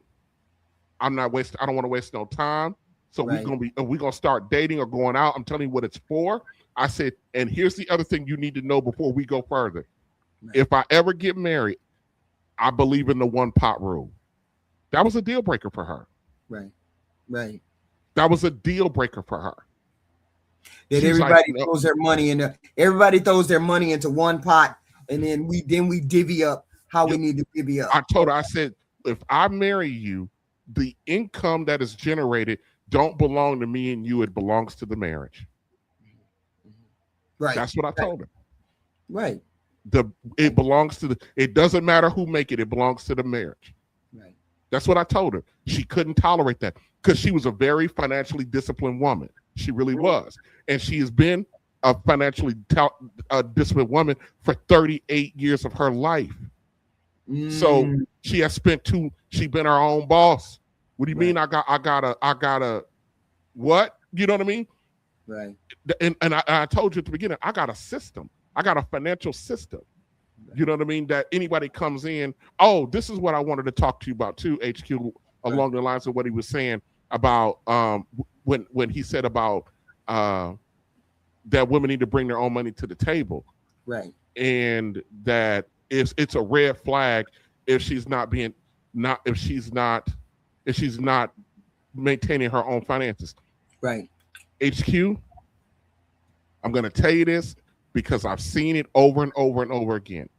I have come across decent women who require someone to take care of them, who need someone to take care of them because they're not good or stable enough or structured enough to be the financial disciplinarian.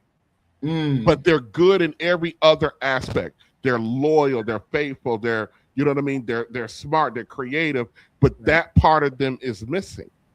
Would you be comfortable? Would you be comfortable with that type woman? Absolutely.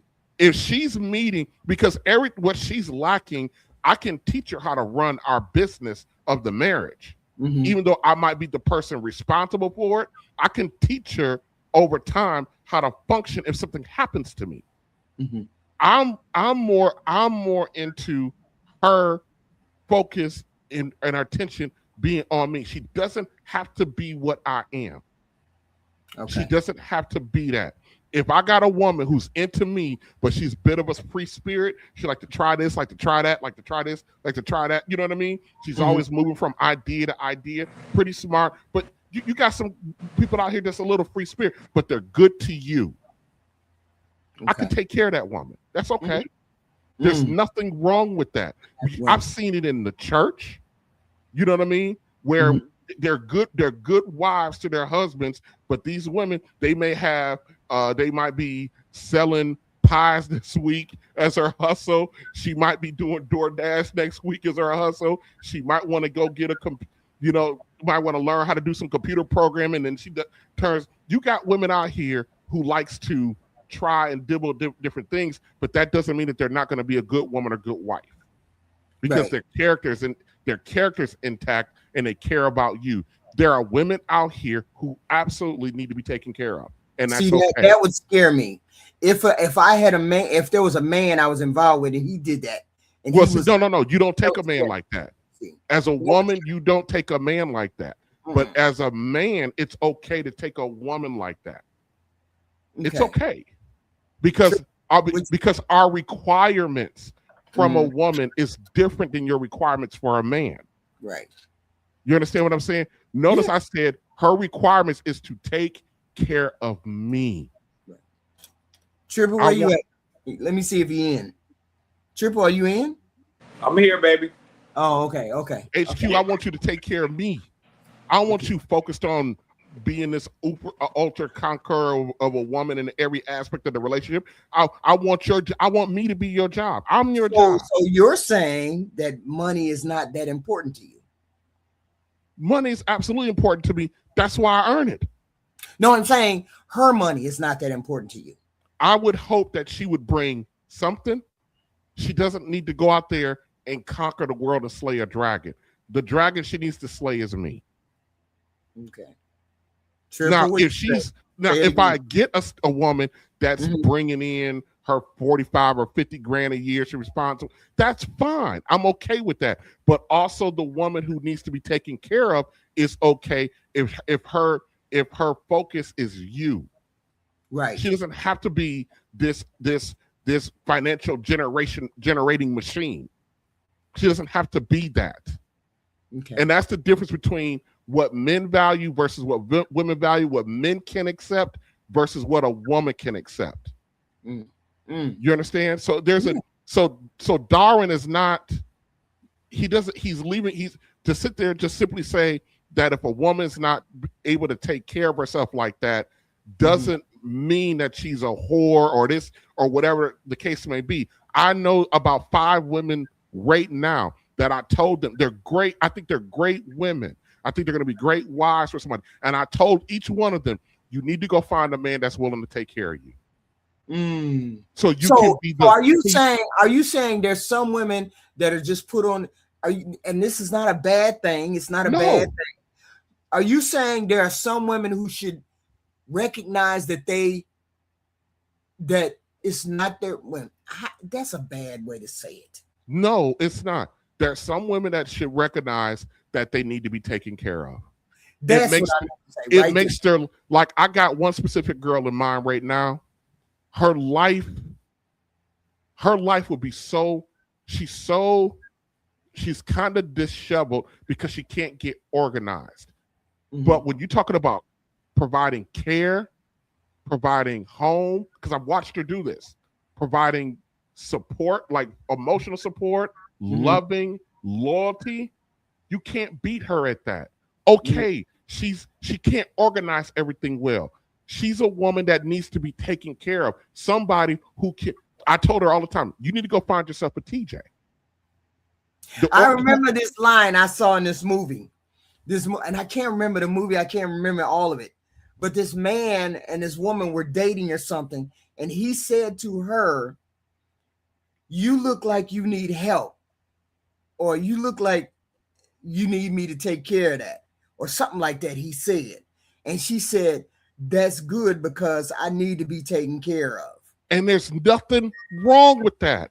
As long as she's, there's nothing wrong with it if she's into him, not using him, into him. And there's nothing wrong with that. There's not, because there are skill sets that she's bringing to the relationship that are way more valuable than her being an income, a stable income generating machine. Because we don't expect that. Listen, there are some women who needs to be brought into a system and to be plugged into a system that's already established. So you're talking about you're talking from a provider standpoint. You're talking from a standpoint of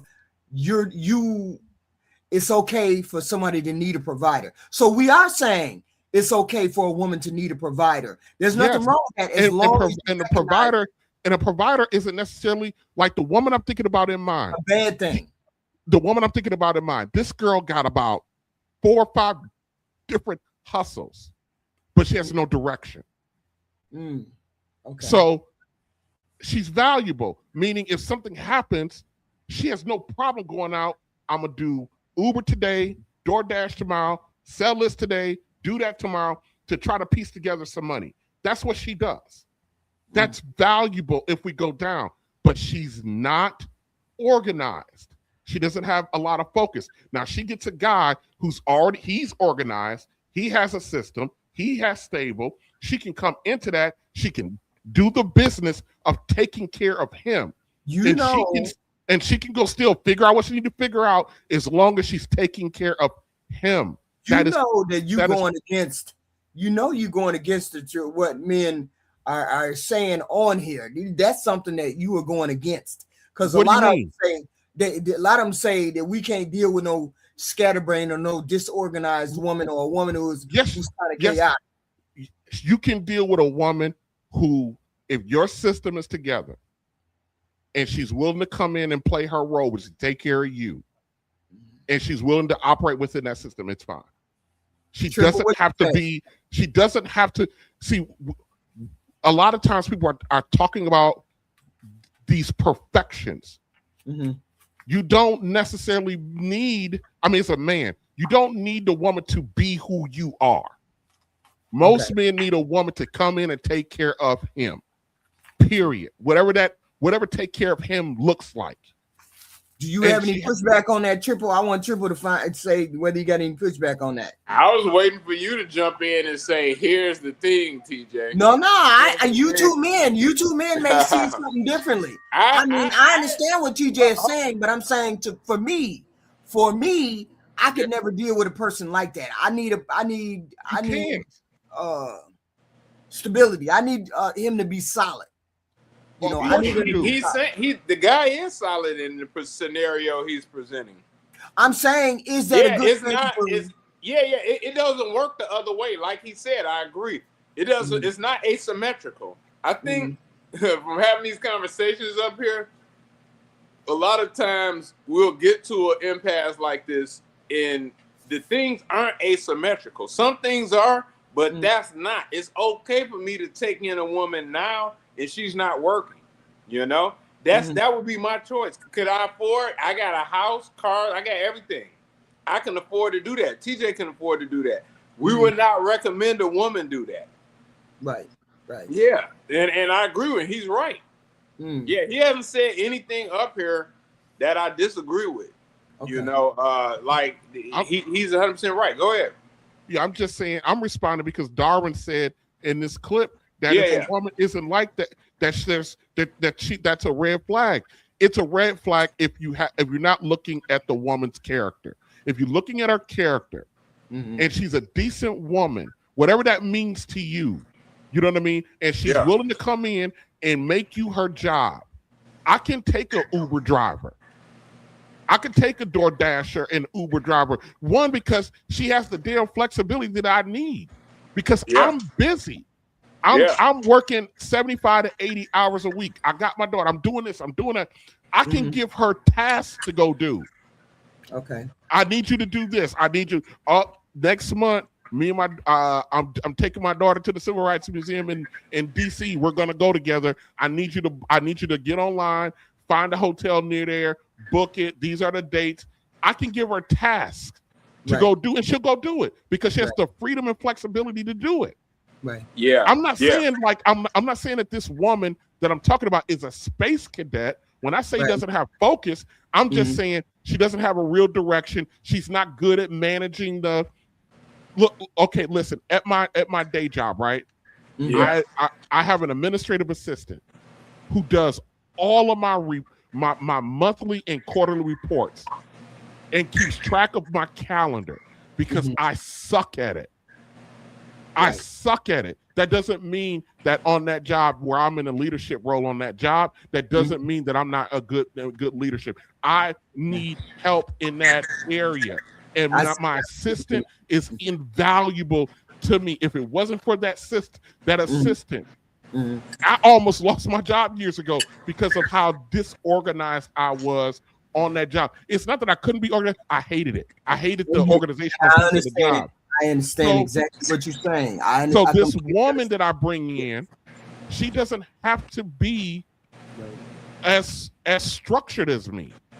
I got structure, and my structure is flexible enough to let her still be her within that structure. Right. So I can if her goal, if she's into me and willing to take care of me and willing to take care of my needs, whatever that may be, she can come in and only work DoorDash as long as she's taking care of the kid. I'm the kid. I'm just saying. Let's finish. He got another.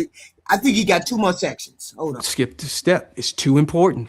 Now let's move on to the next point, fellas. This right here is a must.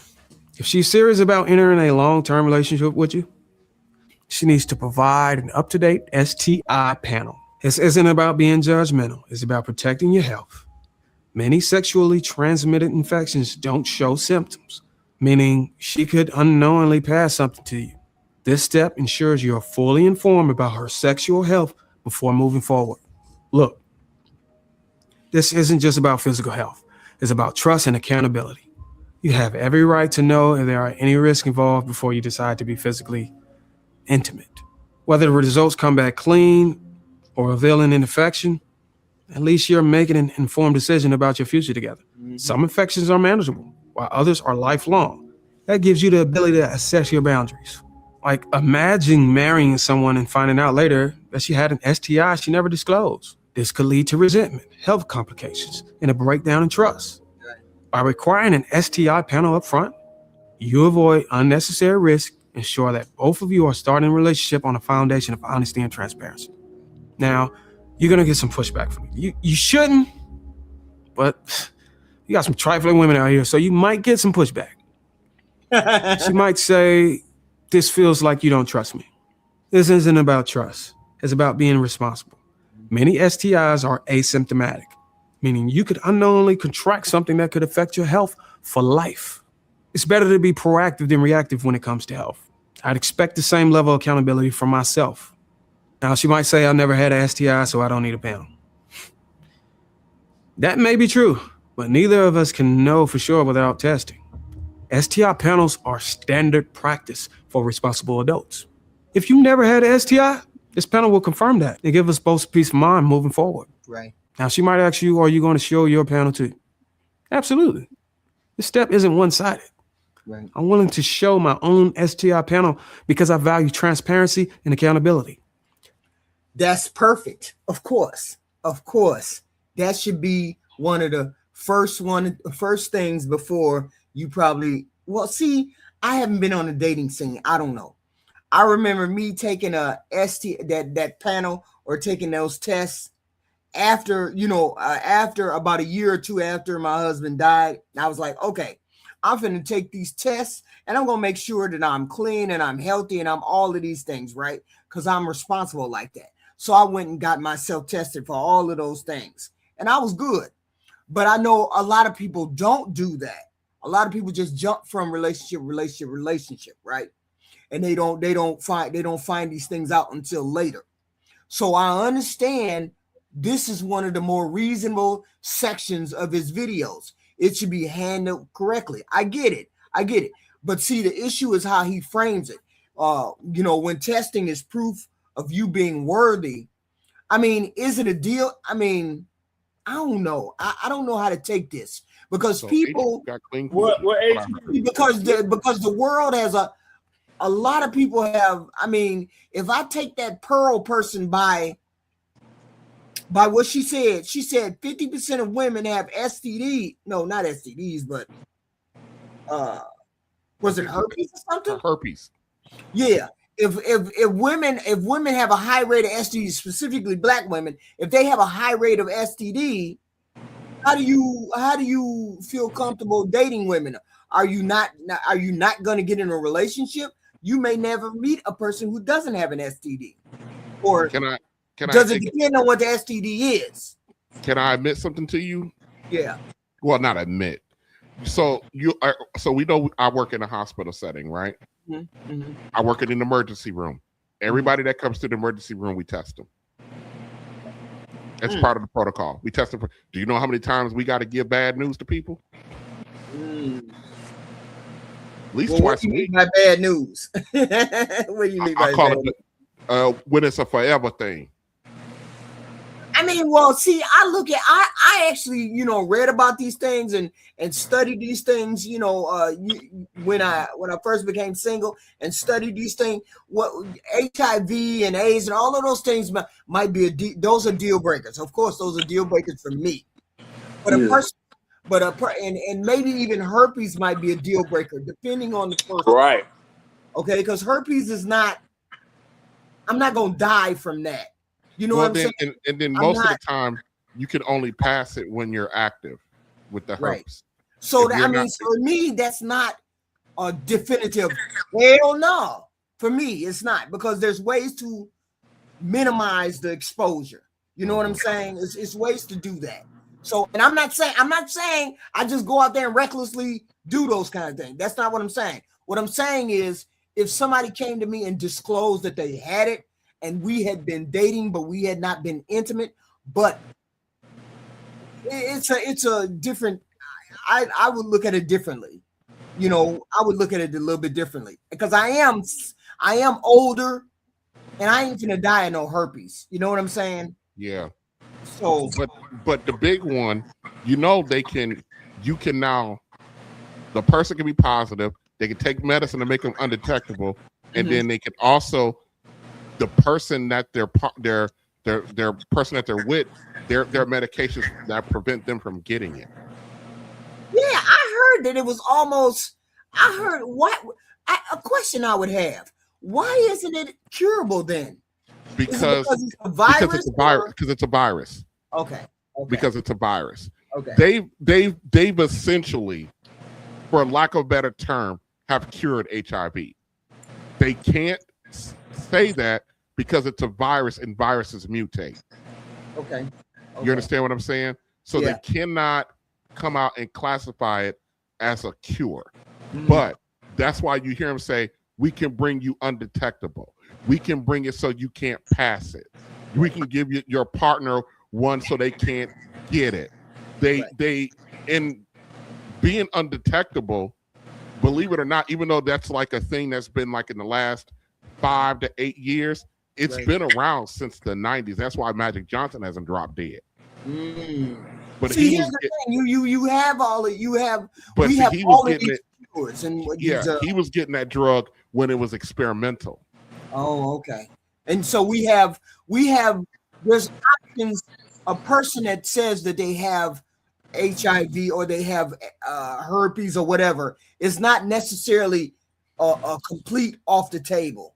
Obviously, you would want to get involved with someone who might have the same thing as you, so you won't be. No, you don't. Well, why not? You cannot because it can make you sicker. Oh, okay. It can make you sicker. You don't want to like two people who have HIV, especially HIV. You don't want to have two people with HIV together because it can make them sicker. Ooh, okay. Yeah, but what about the herpes thing? Same thing. Okay, but I thought they had suppression.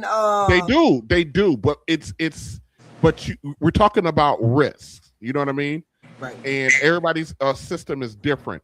The last thing you want to do is put two people with a virus together because you can kill each other because your virus strand might be a little bit different than mine. You know what I mean? Yeah, but I wouldn't want to be involved if I had herpes. Your viral strand might not be killing your T cells at the rate mine is, and I'm giving you my viral strand as well. You don't want that. I'm just talking from a medical perspective. Yes, that's why we got the suppression drugs. We can bring it undetectable, and they can make it where it's not passable. See, yeah, we got that's that. where I would, if I had one, I would. My first instinct is to only get involved with people who had it because then they can understand. I mean, that's a logical thought process, but I'm just telling you from a medical perspective, that's not something. Why do you think when we had COVID, we separated everybody? Or forget COVID, when you got flu, influenza, we don't put people with influenza together. Okay. Because you might got influenza. That's interesting to know. I thought it would be easier to be together. You got flu A, I got flu B. So you put us together in the same damn room. I give you my flu, I get yours. Now we got two different flus. We're sicker. We can kill each other. Oh, okay. Yeah. Okay.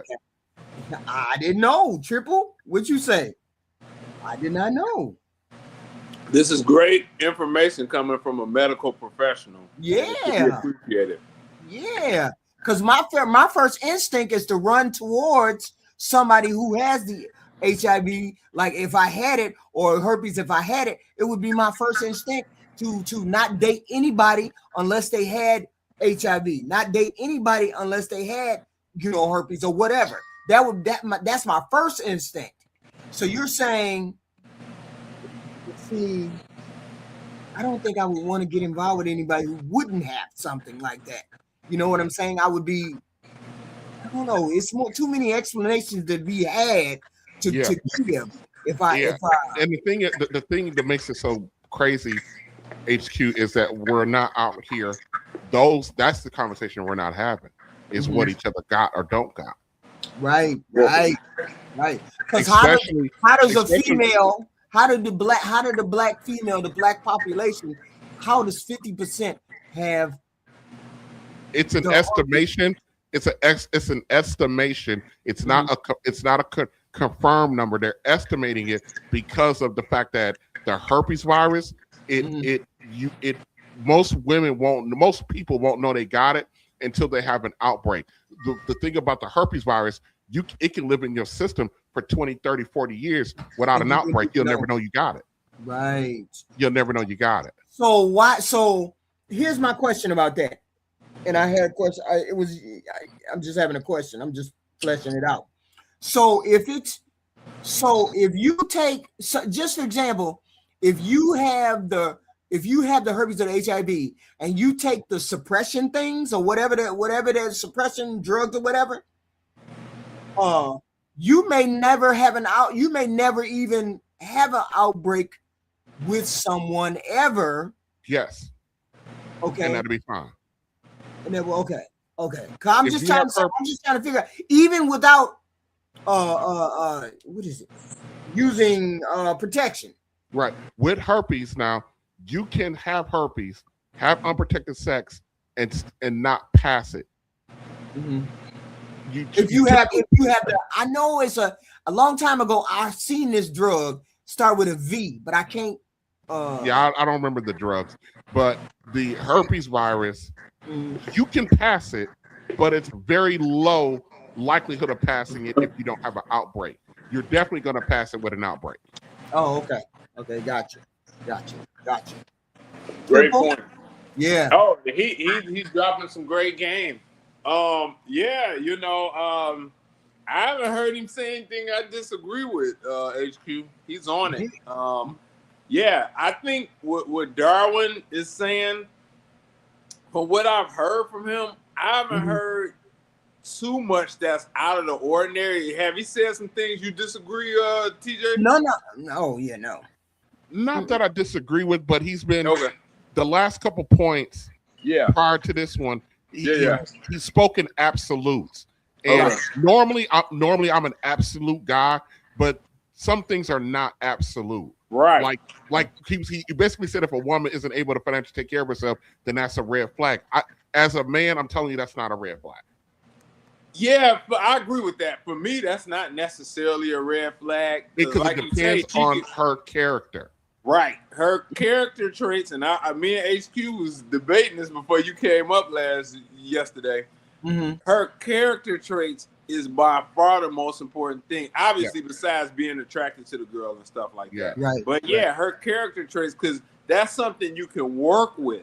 But if she's a liar, even a little white liar, HQ, that is an issue. Yeah. See, I'm more of a transparent. I like to be transparent and upfront. I want to tell you all my negative stuff first. I want to tell you my negative stuff. I mean, I'm impatient when people are late. I'm a very generous, open person, and I very rarely hide things, because I have found that if you hide stuff from people, it tends to backfire on you. So I'm not to the point of being honest, to the point where I'm blunt. I only do that on here. But 9 times out of 10, how you see me explain and talk right now is how I explain and talk in real life. Like I had a conversation with my daughter, my third daughter the other day. I was like, and I said it bluntly, but I didn't mean to say it. And I said to her that I'm kind of disappointed in you, because you could be doing so much more than working in a store and blah, blah, blah. Right. And I said it, and I tried to tone it down, but I couldn't figure out. So I just said it straight up, to her. And she was like, Mom, you always talk so bluntly to me. I said, well, you're the one that is always requiring. You're the one that always requires more help than the rest. And your daughter, I don't know nothing about her, but on that, I would tell your daughter, I would say to you, your daughter needs to be taken care of. Ain't nothing wrong with that. She's a beautiful girl. She's a beautiful, and that's the thing. She's a beautiful girl, which is, and I you know how you see a girl and you be like, damn, that girl definitely could get somebody to take care of her. Yeah, my daughter is one of those women where she could definitely get somebody to take care of her. Okay. But she's not like that. She's never like that. She's always been she's always been flighty. I want to be an entrepreneur. I want to do X, Y, and Z. Yes. She needs somebody who will take care of her so she can go do that. And I told her, I was like, look, I will tell you what to do, and then you do it, you be successful. And I told her when she was young, I was like, you can be a model. You're short, but you got a beautiful face, and you still got a beautiful face, but you don't want to do what I say. So anything I tell her to do, she's gonna do the opposite, right? So everything I tell her to do, she's gonna do the opposite, right? Is this your youngest?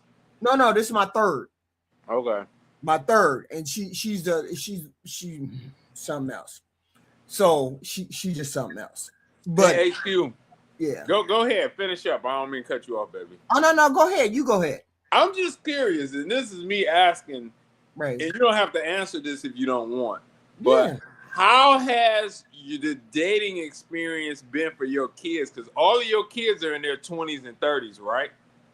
Dating experience? What do you mean dating experience? I mean, how have their dating experiences gone so far? Have any of them gotten married or long-term relationships? Or I mean, how have I have three that don't have kids, and I have two that do have kids. Two that do have kids. So my two oldest don't have kids, and then my youngest doesn't have kids. So they don't listen to me. They don't listen to me. I never try to tell them to do anything because I get that. Yeah. I'm not saying what your input is on that. I'm just saying what has happened since they've been dating. Have they? I was just curious if any of them had got married or if it was in multiple serious relationships or what. I was just curious. I'll be right back, HQ. Huh? I'll be right back. Okay. I was just curious. Yeah, I got all of them. Hey, look, they all be in relationships here and there. They be in relationships here and there. My oldest son, I don't know. My second child, I don't know. My youngest kid, I don't know. All right, that's fine. That's fine. I don't jump into they I don't jump into their shit. So this is my daughter. No, okay. Yeah. The one I'm always talking about. Yeah, she looked good. You say this is your third? Yeah, this is my third. Okay. How old is she? She's 32, 33. Okay. Yeah. She look a lot younger than that too. Yeah, she's about look like 25 or 26. Yeah. Well. So she always giving me. She always changing her hair, doing that. Just honey. You could get into modeling. You can get into anything. You got a nice build. You're nice. Blah blah blah. She don't want to take advantage of people. She just ain't that type person. Well, that's a great trait for a woman to have now. Yeah, I know. Those women. She just ain't one of them. Right. Okay. That's great. Yeah, let's keep going with Dr. Go ahead. Yeah, go ahead.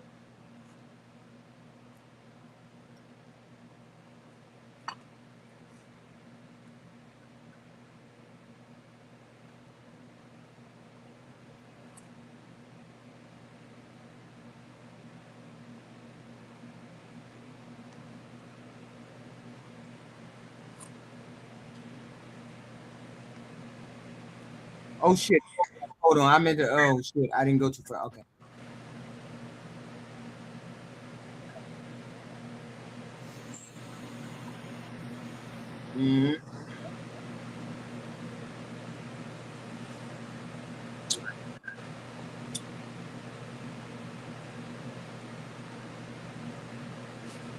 You said you didn't know. We know. Way.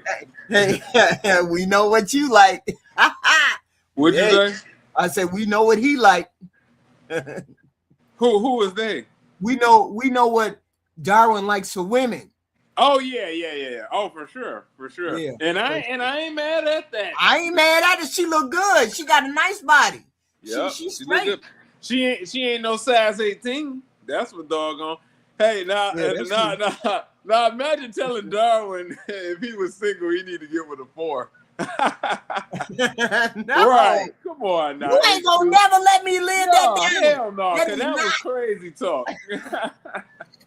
Hey, HQ, I wouldn't even tell you to get with a 4. I'm saying. Yeah, you don't I tell didn't nobody that. I didn't mean, I meant, no, see, because on these panels, and you know it, some of these men get on these panels and say, we're going to go down and we're going to go down and look to get cooperation. So I was just repeating that particular thing. Not that I was just repeating that. Yeah, that's too far down though. And here's the thing. If you're talking about a 4, that's going to be a big girl. Because the thing is, I'm gonna tell you right now, because if the girl is a size 10 or smaller, and there's nothing wrong with her face, she's not gonna be below a 5. How the hell can she be a 4 or a 3? She can't. Something is amiss when you get to talking about a woman is 3 or 4. Right. Yeah, something is amiss. She's probably a very big girl. Like I think you had a video of a Kendra episode. No, it was an Ashley. And the girl, she was a big girl. She's probably like a 16, young. And she had went off to the hotel with the guy. And she had to make a break for it and all of this. And she had just met the guy. And I'm like, man, no, man. Like, and that's what me and the Iceman, me and Big Aaron was talking about. Like, hey, this girl is desperate. I'm just saying, when men see, and that's the thing, they should not have put that on the table. That never should have been put on the table. That you all would be willing to drop your standards. Well, it's the thing is, the comment is some truth to it, but it's just not an absolute. And like TJ, not said all of y'all earlier, gonna be doing it. That's not a big thing. It's not a big thing because most men are not gonna do it. Well, here's the thing: they're not gonna drop to no 4. Now, if you telling them they need to get a plain Jane that's a 5 or a 6, I think you may have some movement there. But if they ain't dropping to no 4 or 3. I'm sorry, HQ. Ain't no man that's grimy. It is some guys that like big girls or whatever. It's some cute big girls out there, But I'm not. Don't have nothing against big women. It's just it's not my preference, and I get a lot of them that holler at me too. So yeah. Studies have shown that one of the top reasons men cheat is because they lose desire for their partners, often because she stopped maintaining her physical appearance. Now, let's be clear. This isn't about body shaming. It's about effort. If she's actively engaging in physical activity, whether it's through a gym membership, yoga classes, or other forms of exercise, she's demonstrating that she values her health and a long-term attraction in a relationship. Pregnancy, postpartum recovery, and life changes are understandable. But unless she's medically incapable of staying fit, there's no valid excuse to not prioritize physical activity. Now, women who let themselves go physically often bring additional challenges into the relationship, such as low energy, health complications, or insecurities that strain the emotional connection. If she's already making an effort to stay active, it shows she's committed to maintaining herself, not just for her own benefit, but also for the benefit of the relationship. I got a question. How do y'all feel about the somebody asked about this the other day. One of the people that I work with, she was because I like to, because I can find shit, because I'm a person that finds shit. She said, can you find us the weight loss shot for X, Y, and Z? So how do you feel about women who want to take the weight loss shot? Is that okay? My take on it is this: be aware of the health risks. What's wrong with just improving the diet and working out would be my response to that. Okay, then I'd say I can't. You can't. Why can't you? No, I can't. It's difficult for me. I'm just saying. I'm playing devil's advocate. It's difficult for me to lose weight, and I need to lose the weight. I need to use the weight. See, I'm not even sure what the components of that is. Why does it make you lose weight? Anyway, I can't lose the weight. I need the shot. Why can't I use the shot? The shot is a good mechanism. And I would say, okay, this is what I would say. I would say ultimately is your decision, you know. However, please be aware of the potential side effects and or other issues this drug you're taking may cause to your body. Okay? Right. Yep. That's the thing. If we've had children already, and you need to lose that extra weight, blah blah blah, and you need a little enhancement. Okay, cool. I would be okay with it. But you know, if you a person that ain't had no kids, I kind of don't see, you know, what's going on, that you don't have the time or the opportunity to lose the weight without going through this process. You know what I'm saying? That's the way I would look at it. I mean, HQ, do you really believe that though? I understand. And what if you don't have any kids, you shouldn't be that big? Of course, I believe that. Oh, okay.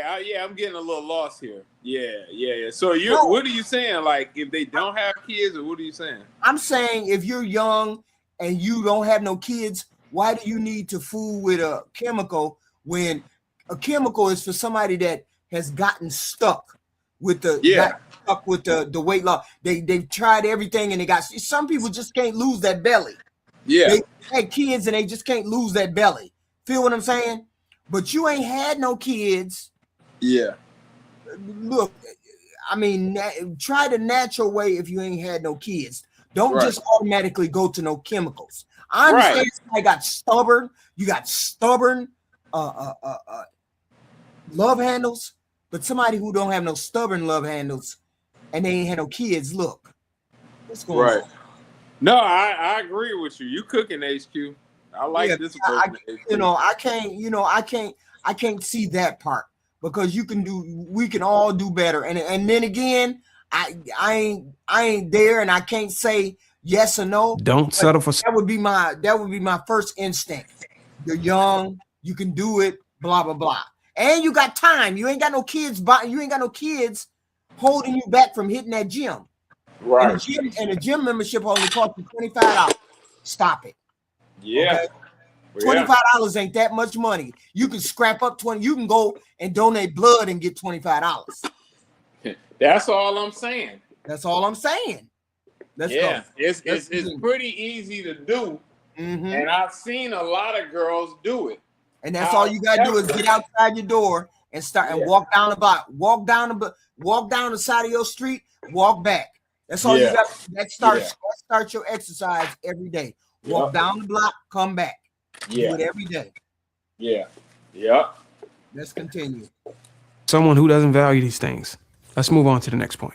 Fellas, now, this might seem like a small thing, but a woman who knows how to cook demonstrates nurturing qualities that are essential in a long-term relationship.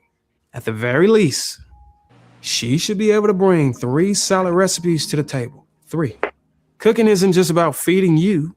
It's about showing effort, care, and a willingness to contribute to the household. In today's society, many women are learning how to twerk before they learn how to cook.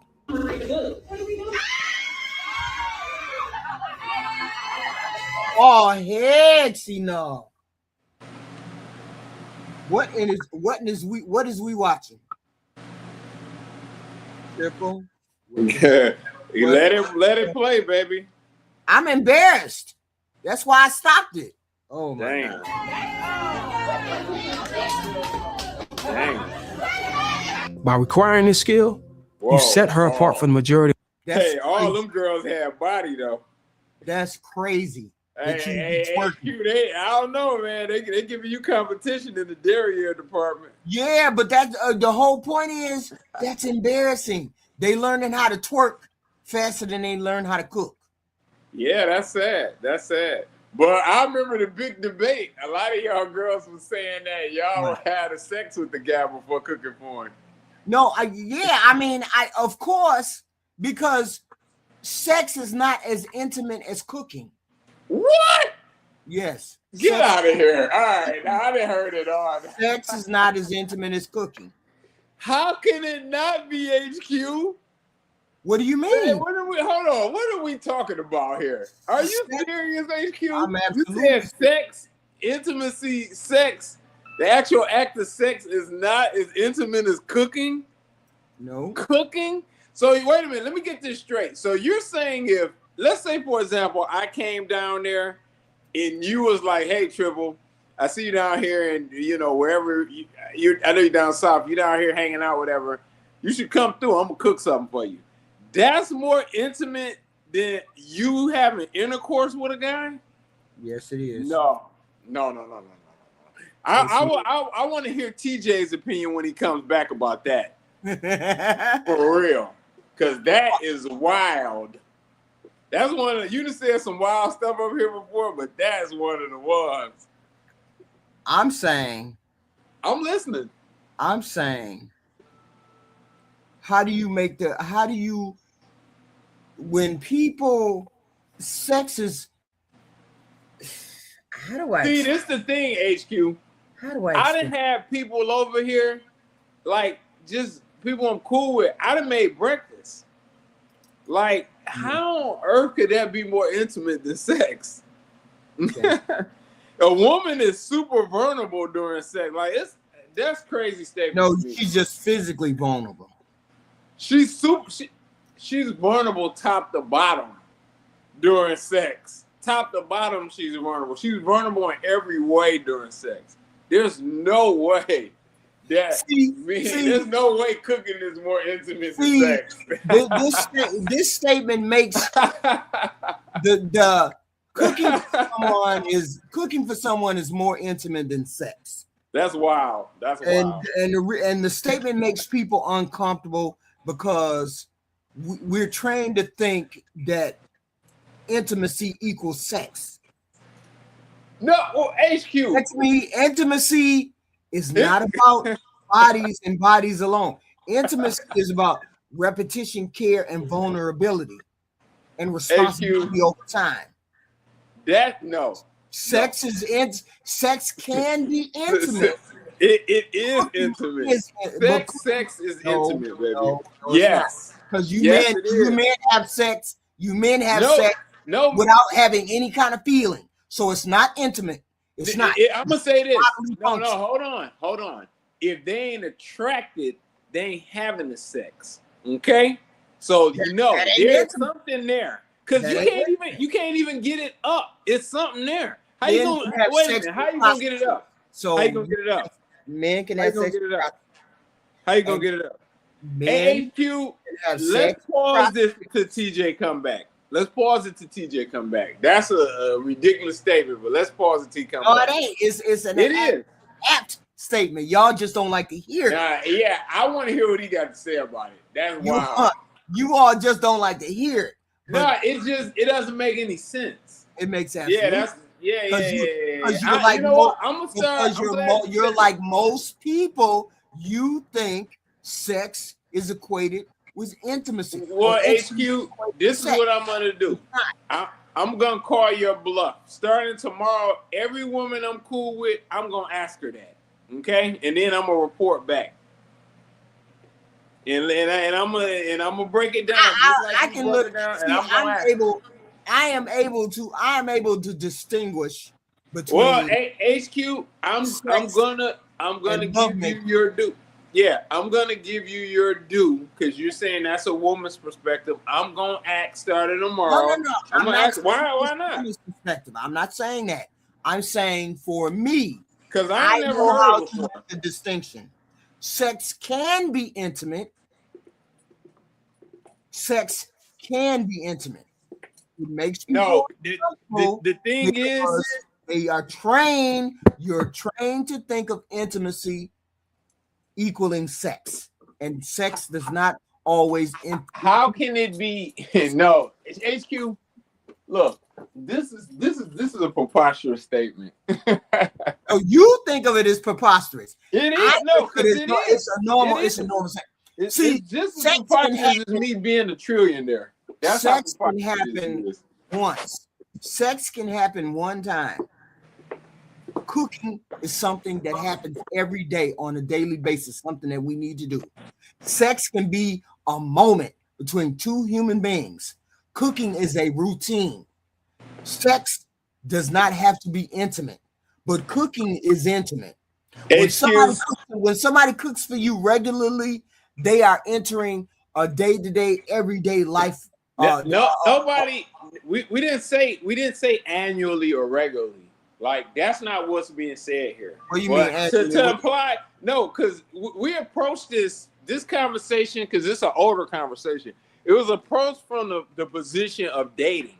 Anyway, if you're dating a guy, there's no way. So, because obviously at this point, if you're dating him and there's multiple dates, you like the guy. Mm-hmm. So, it's no way that cooking. You trying to tell me what a woman can do, and I'm telling you, right. You're right. Do. I'm gonna ask the women tomorrow. I'm gonna ask them tomorrow. You're right about that. And I told you, I am a different woman. Okay. Well, HQ, you got to give me an out. You got to give me an out here. Because you're conceding and saying it's a woman's perspective, and I'm saying fair enough. Let me consult with women tomorrow, and then you're saying, that's my position. I'm saying it's my position. I'm saying if you look at it from a bug under a microscope point of view, you would see what I'm talking about. But what else? You're like most people. Well, no, you're saying it's a woman's perspective. So I'm saying, what else can I really do? I'm not a woman. I'm saying it's my. The only thing I can do is ask them. I'm saying it's my perspective under. That's fine. That's the bug under the Microsoft, the bug under the microscope point of view. Yeah, I don't look at it emotionally. I'm looking. No, at I get it. I get it. You say you can separate the two. Like a lot, like I get what you're saying. I get what you're saying. It's your take. I'm not saying you're wrong. I'm not up here wagging my finger. I said it sounds very wild to me. Is what I'm saying. And a lot of people that's all I'm saying. And when people hear it, they're like, "Wow!" But whoa, what is she talking about? Hold on, let me go in and come out because I can't hear you. Hold on, baby. Okay. I think TJ left too. I think TJ dropped out too. I mean, it's a wild perspective to people. Sex can happen one time, like I told him, but cooking for a person happens every day. So sex can be only in a moment. Okay, sex can happen in a moment. Well, yeah, because the routine.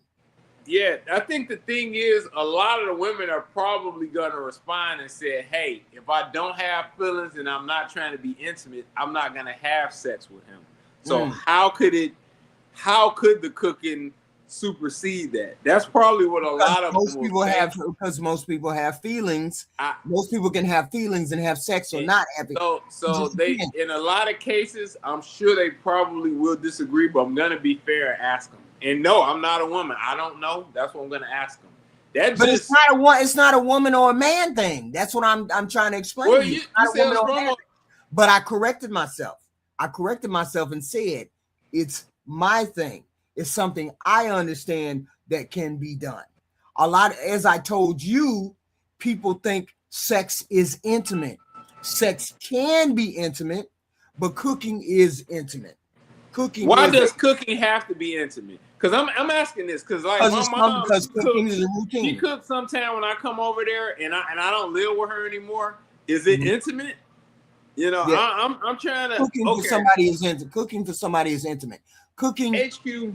I don't know. Cooking I really just don't know if that's the case. You know, it's been people. Who come. Go ahead. Cooking is intimate. It's your care and concern to put food together, sustenance together to feed to another person. cooking is an intimate act.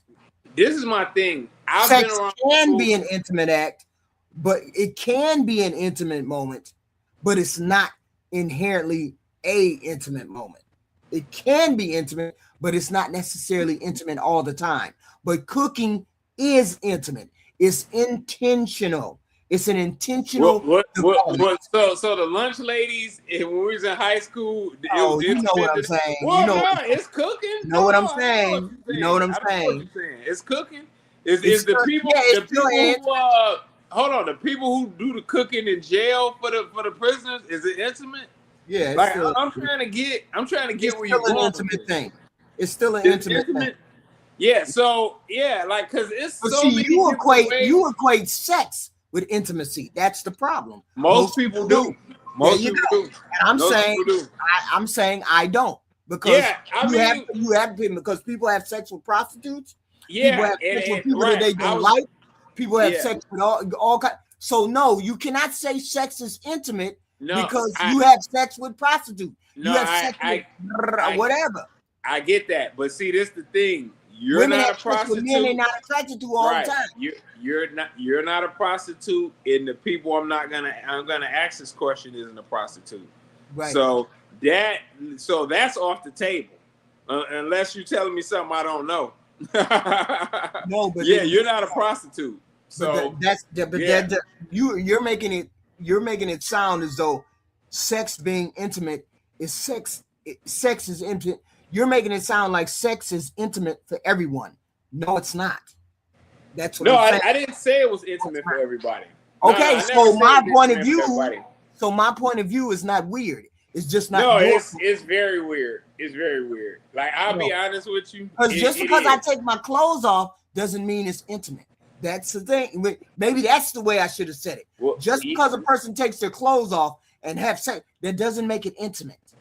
HQ, I'm one of the fairest people that ever comes up on your panel, but this is one of the more egregious HQ comments / debates. I can't help it that I'm evolved in that way. I can't help it. I don't know. Yeah, Cooking requires thinking. It's above about it's above my head. I I mean, it's above because my head. this is there's levels to this particular thought, and I can't help it. Y'all stuck at that sex is intimate portion. I am No. I know that's not always the case. I've already owned that. It's prostitutes. It's all type of situations. Okay. However, you're not a prostitute. The reality is you was a woman that were married for 30 years, okay? So this is not really your playground like that. You know what I'm saying? Respectfully. I can I can look at it like a bug under a microscope. Yeah, I've never heard a woman say that. And I've had extensive conversations with women, and I've heard women say, you know, if I don't like him, I'm not cooking for him, et cetera, and I get that. But to just be like me giving up the JJ, you know, is equating that to cooking. That's wild, man. So let me try to explain it to you like this. Go ahead. Sex is a physical intimacy.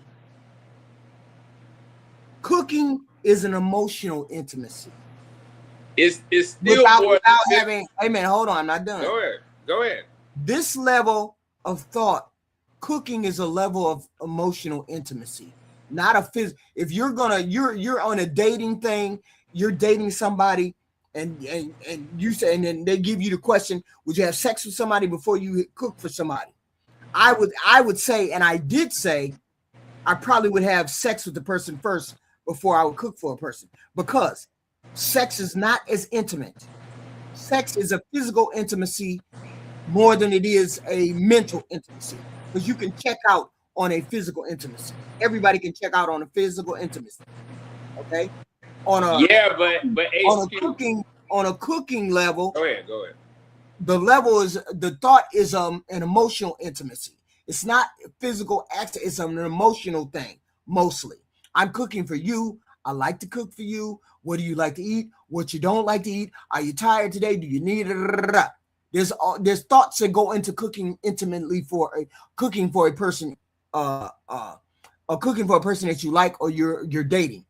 Physically, I don't have to go through all of those changes and those processes when we're physically intimate. We just have to be in the same room and want to get naked. One is more intimate than the other. So yes, I would think cooking is more intimate than sex. To me, HQ, it's a lot. Hold on, wait a minute. That's ridiculous. It's a lot that goes into even before the sex happens. No, like yeah. A guy gonna have to do some finessing, some talking. It ain't about to be just you going out and then the woman like, hey, let's go back and have sex. It don't happen like that. That's not how it happens, HQ. Is that what you do? I mean, I don't know what you do. There's all types of human beings on this. It is, but that's don't do the not same how, thing, and we don't not think how it happens. I've been dating. I'm in my 40s. I've been dating since my teens. It has never. I've been on too many dates. Okay, it has never happened like that, HQ. I see that you are emotional when it comes to sex. No. Because you don't know how to separate your emotions. You don't know how to separate your emotions from the physical. What I'm telling you is that sex has never happened like that.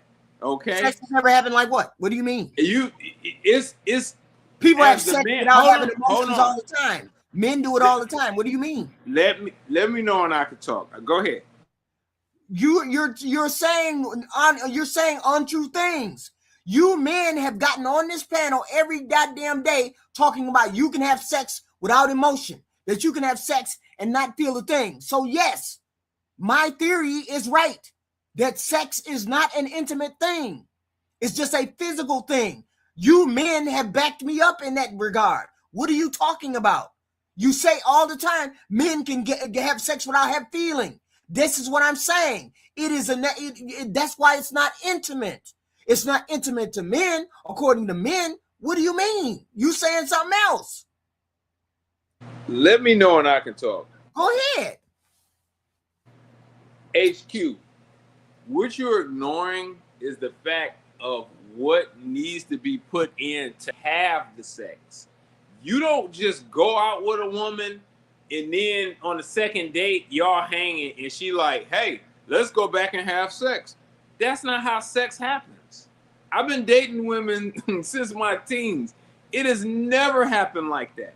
That's not how it happens.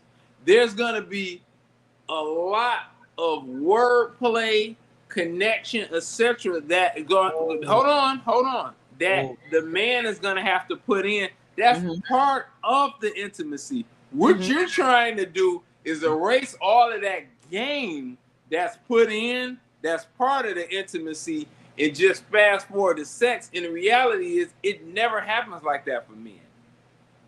Oh, so men get up here and lie about them having intimate feelings for the way it's intimate for them when they have sex. So they got up and lie. And here's the thing. In 90% of cases, the man likes the woman that he's having sex with. So they will tell you all you need to know. So they was lying. In 90% of cases, men likes the women they're having sex with. You ain't catching me up because you explaining it because men get on, like Black America say we don't give a fuck about you when we can have sex with you and blah blah blah. So no, here's the thing, like don't get it conflated. Those women that he might be sleeping with, he likes those women though. That's the thing. Black ain't struggling for women. The women he's messing with, he likes the girls. He'll tell you that. Well, I don't know who to believe now, because I was trying to contextualize it to the level of what Black said. So if what Black says is true, then my theory is correct.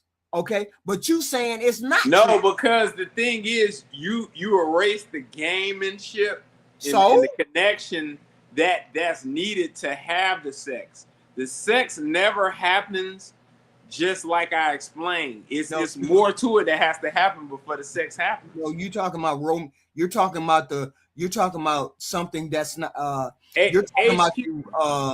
You're talking about. How can you tell me what my experience? You're talking about the emotional part. But Sex HQ, is not an emotional thing. Sex is not an HQ. I'm not talking HQ. How can you tell me what my experience has been? I'm telling you what has happened. I've been dating women, and I'm telling you what has happened and transpired. It has never been a scenario where early on you just met the girl and they like, hey, this has been a dope second date. Let's go back and have sex. It never, and you've never had sex with them, it never happens like that. And Never. I said that you don't know how to separate the physical from the emotional. You can separate it all you want. It's not going to happen like that. And it's physical. The emotional intimacy is part of the sex. You though. don't have You can't get the sex without that emotional investment. Yes, you can't get it. You Yes, can't you get can. it. Yeah, if you pay for it, you can. If you pay you for it, if you pay for it, you can get it. Definitively said you can have sex If without you pay any for kind of it, emotion. if So you now pay you for lying. it, if you Oh, pay no, for not it, you. if you pay for it, Which you one can of have it y'all that lying? way. If Which one of you y'all? pay for it, if you pay for it, you can have it that way. Which one of You y'all? have an understanding. No. If you pay for it, you have an understanding. You can have it that way. Otherwise, it's not going to happen like that. So why? So then men are lying then. I don't know what men you're talking about. Oh, okay? you know what? Yeah, you know how Black America expresses I it. don't watch. Everybody knows how you he mentioned expresses a lot of these panels. A lot of these people I don't watch. And And here's the thing: he's even not in the real one. life, it's a lot of men I disagree with now. So I don't know what to tell you. That on every panel you run up against. We don't have to have emotion to have sex. We can have sex without any emotion. We get up and we'll forget. And post nut post nut clarity. So if post nut clarity is a thing, then what I'm telling you is a thing. You still have to get to the point of having sex. So how you gonna get not there? The physical part. How are you gonna get? How are you gonna go? Hold on. How are you gonna go from taking her to the art museum to taking her to ice cream to getting her naked in a room? How is that gonna happen? Now I'm asking you, how does it happen? You can have closeness. You can have physical closeness without. Yeah, but how does it happen though? Because I don't know. I don't know how that happens. Hold on. It ain't gonna happen without words. It ain't gonna happen without words. How is it gonna happen? But that still doesn't mean you're intimate with that. No. It ain't gonna happen without words, and those words are gonna. Words don't have to be intimate. Those words are gonna elicit feelings in that woman. No, okay. The words. Yes. If the word without words, that scenario I just explained to you ain't gonna happen. But it ain't gonna happen. Not every person. Not every person has a word. Not every person invokes a word. Words do not invoke emotions in everybody. They just. How are you gonna get back to the room? Can you explain it? How you gonna get? That doesn't mean it's intimate. How are you going? It is just a physical transaction. How are you gonna get there? How are you going to get to the point of being able to have sex? How are you going to get there? You're not listening to what I'm saying. You're not listening to what I'm saying. You don't know how to separate your emotions from your body. No. You don't know how to separate your emotions from your body. I do. HQ, if I'm wrong and you're right, explain to me, how are you going to get there? I want to go have sex. That ain't going to work. I want to go have sex. No, what you're saying? Do you honestly believe? No, that's not. Do you honestly believe if a woman went into a club and a woman told, and she was reasonably attractive, and she went in and she said, "I want to have sex," she can't get sex? No. How is it going to work for the man? I'm not talking about the woman. How's it going to work for the man? No. Same it's not thing going to for a work man. that way. But same thing for a man. Listen, a woman, you're not HQ. You're not gonna go out with a date. Hold on. You're not gonna go out on a date. Go ahead, finish up, because I want to explain this. I'm saying you don't know how to separate your body from your emotions. No. Anybody can have sex. You don't have to be intimate to have sex. You just have to be physically available. That doesn't require intimacy. Okay. Doesn't require intimacy. Okay. You just have to be physically present. Intimacy isn't about physical present. It's just a transaction physically. If I don't care about you, you don't care about me, it's a physical thing. That's it. If you want me to cook for you, that means I have to concern myself about what you want to eat, how you want to eat, how you want to do it. I don't have to concern myself about jack shit when we're having sex. That's all I have to do is take my clothes off. That's it. That's not in and of itself a intimate thing. That's all I'm saying. It can be intimate, but it's not completely in totality an intimate thing. That's all I'm saying. It can be intimate. That's all. You just got to look at it from a bug under the glass standpoint, and I do. That's all. Go ahead. Finish or go ahead? Go ahead. I'm done. Okay, I disagree with you.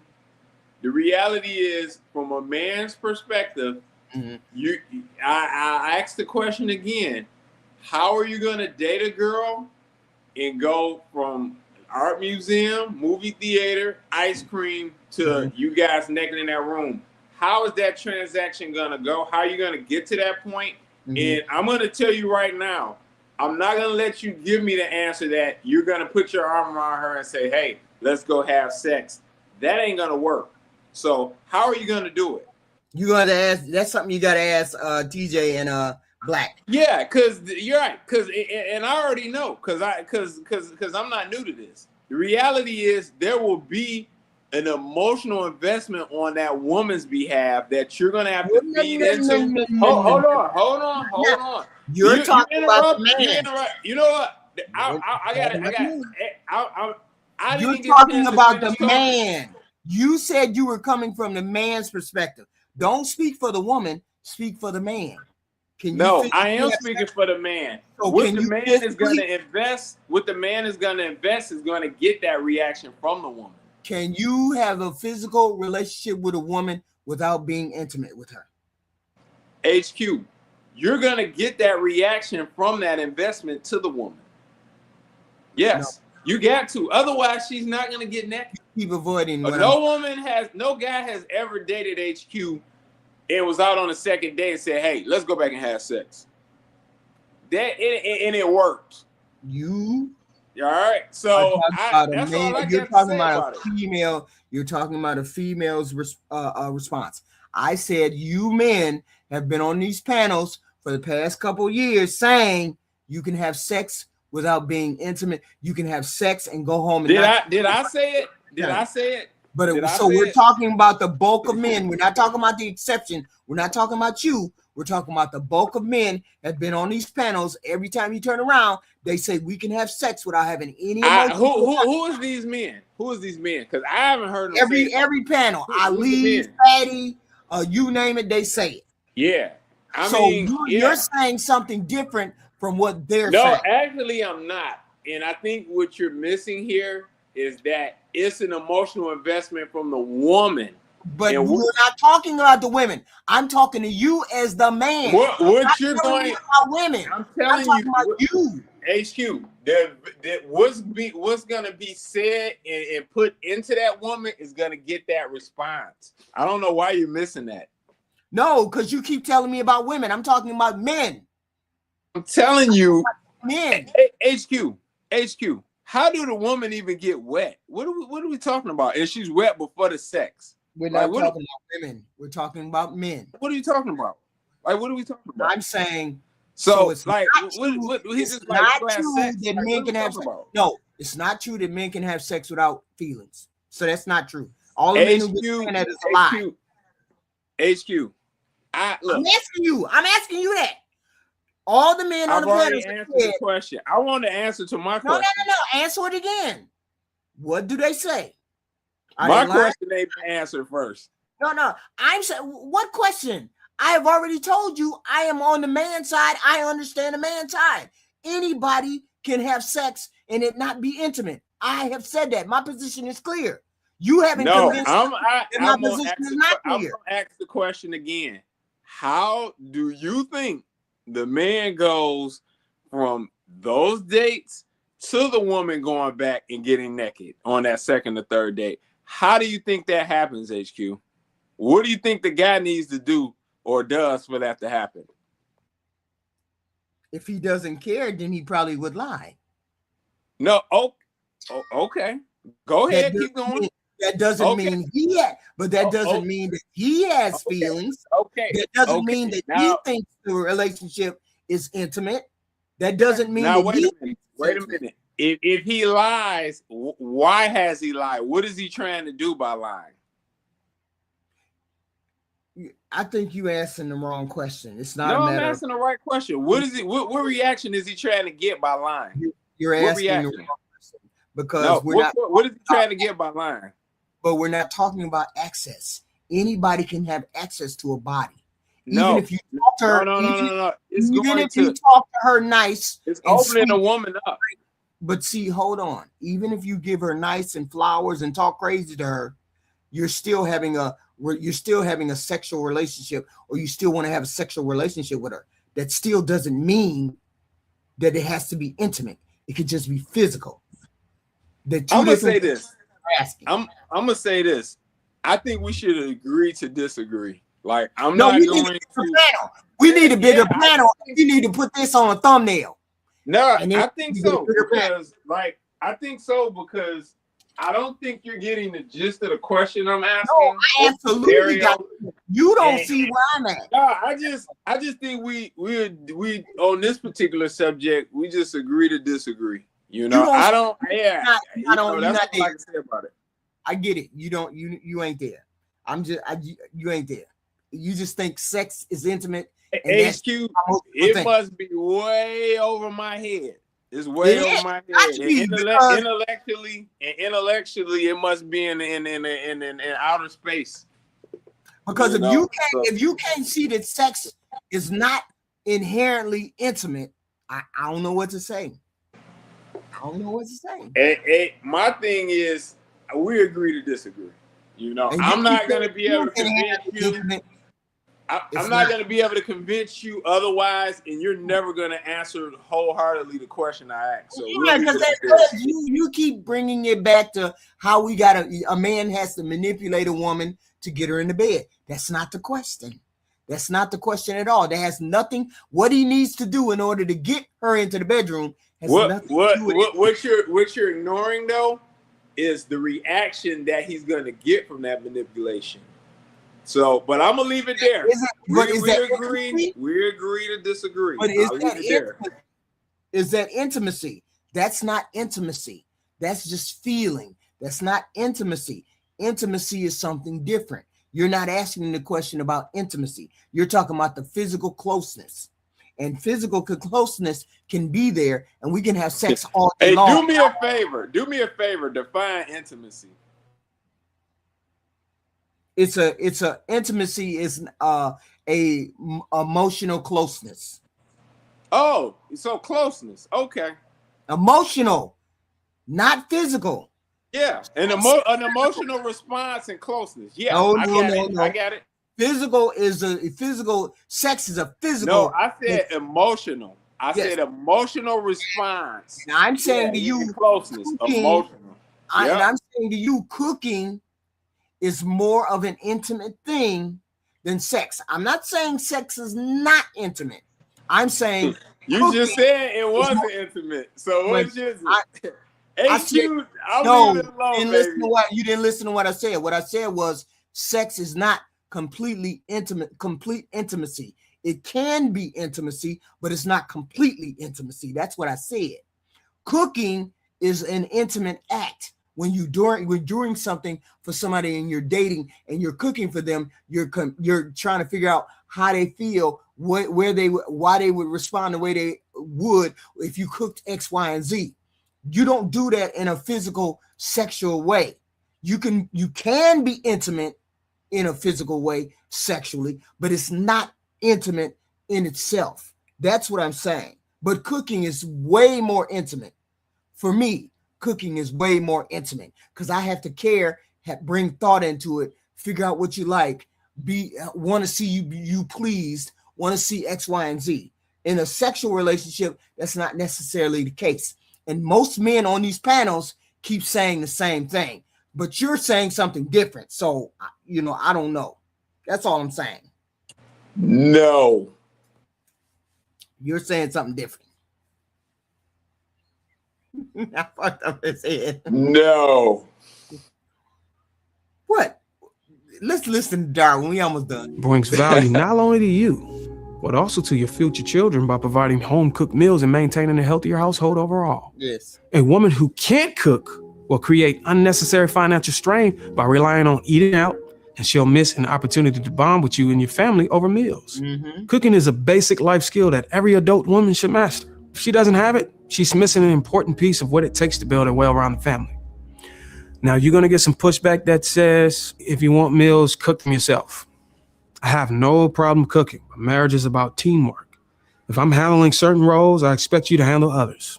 A woman who can't or won't contribute in this way is creating an imbalance in a relationship. Now, she might say, this feels like control.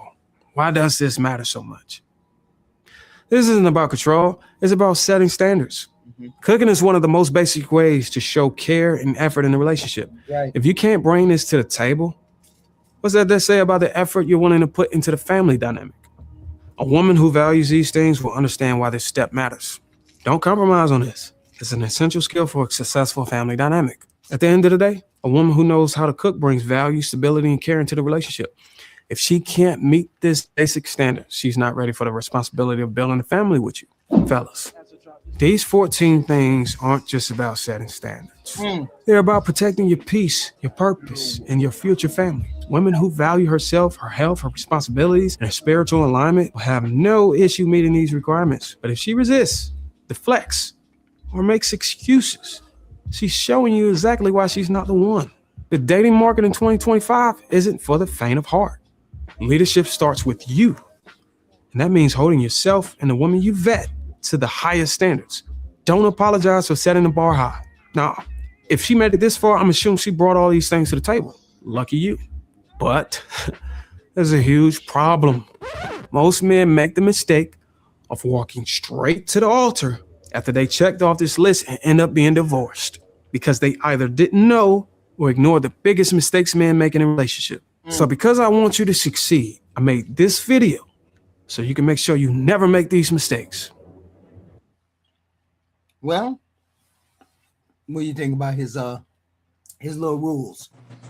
Okay. I mean, a lot of the stuff I agree on. He's pretty good. Yeah. He's saying some good stuff. I think overall he's saying some good stuff. He was off about that woman though. Like, if you know your woman is not entirely like that, you know, and I say this with respect because I like Bruiser for the you know, with all due respect. I ain't trying to diss him, but you know, that video that Jay gave is wild. Cool.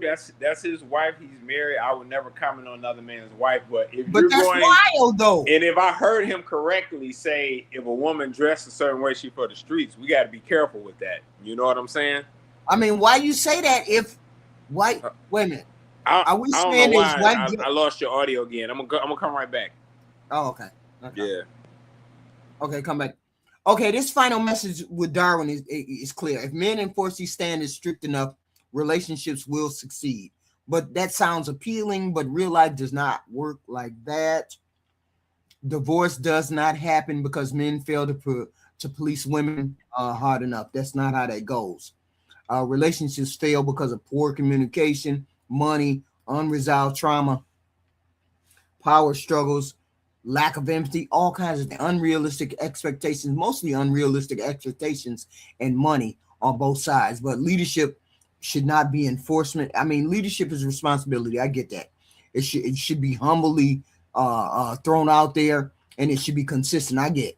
So when relationships are built on fear and compliance and surveillance, that don't bode well for the relationship, because it produces a lot of resentment. But it is what it is. Look, vetting people should help you understand people better, not to control another person. So if you demand discipline, you should do it. If you demand accountability, you should give it. Relationships ain't gonna succeed because a person is enforcing rules. You know, these are two adults that are making choices every day, right?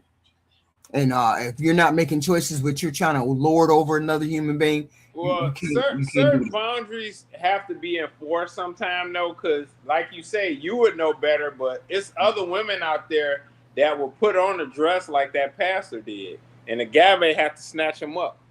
Like, that has happened before, I'm sure. Mm-hmm. TJ said he had to cut a dress off of a woman. So a man's instruction is important, though. It can't be understated either. Yeah, it's important, but you got to know when it's necessary, when it's due, because sometimes a man may fall in love with a woman, and that woman may be a free spirit. That woman may know the boundaries of a relationship, but she might be a free spirit, and he might, it's all about finding the right person that's willing to do what you got to do. Like a person that comes in with me, and a person says to me, well, I don't celebrate. I don't, this is something I don't know. I've already fallen in love with the person, but I don't know this. So the person says to me, oh, by the way, and we fell in love, we got together. It's the beginning of the year. We together. And then the holidays roll around. Thanksgiving rolls around. Christmas rolls around. And this person says, you're under my leadership, but we don't celebrate Christmas. Okay. How am I supposed to take that when Christmas? I think that's an extreme, because I say this: you should, when you're in the dating phase, you should see what somebody's religious beliefs are in advance. And if you're dating a guy and he doesn't have Christian beliefs or something, you need to ask him specific questions about his thoughts on holidays and other things. That's my thought. So you should never been with that guy in the first place. So I would say that's the woman's fault.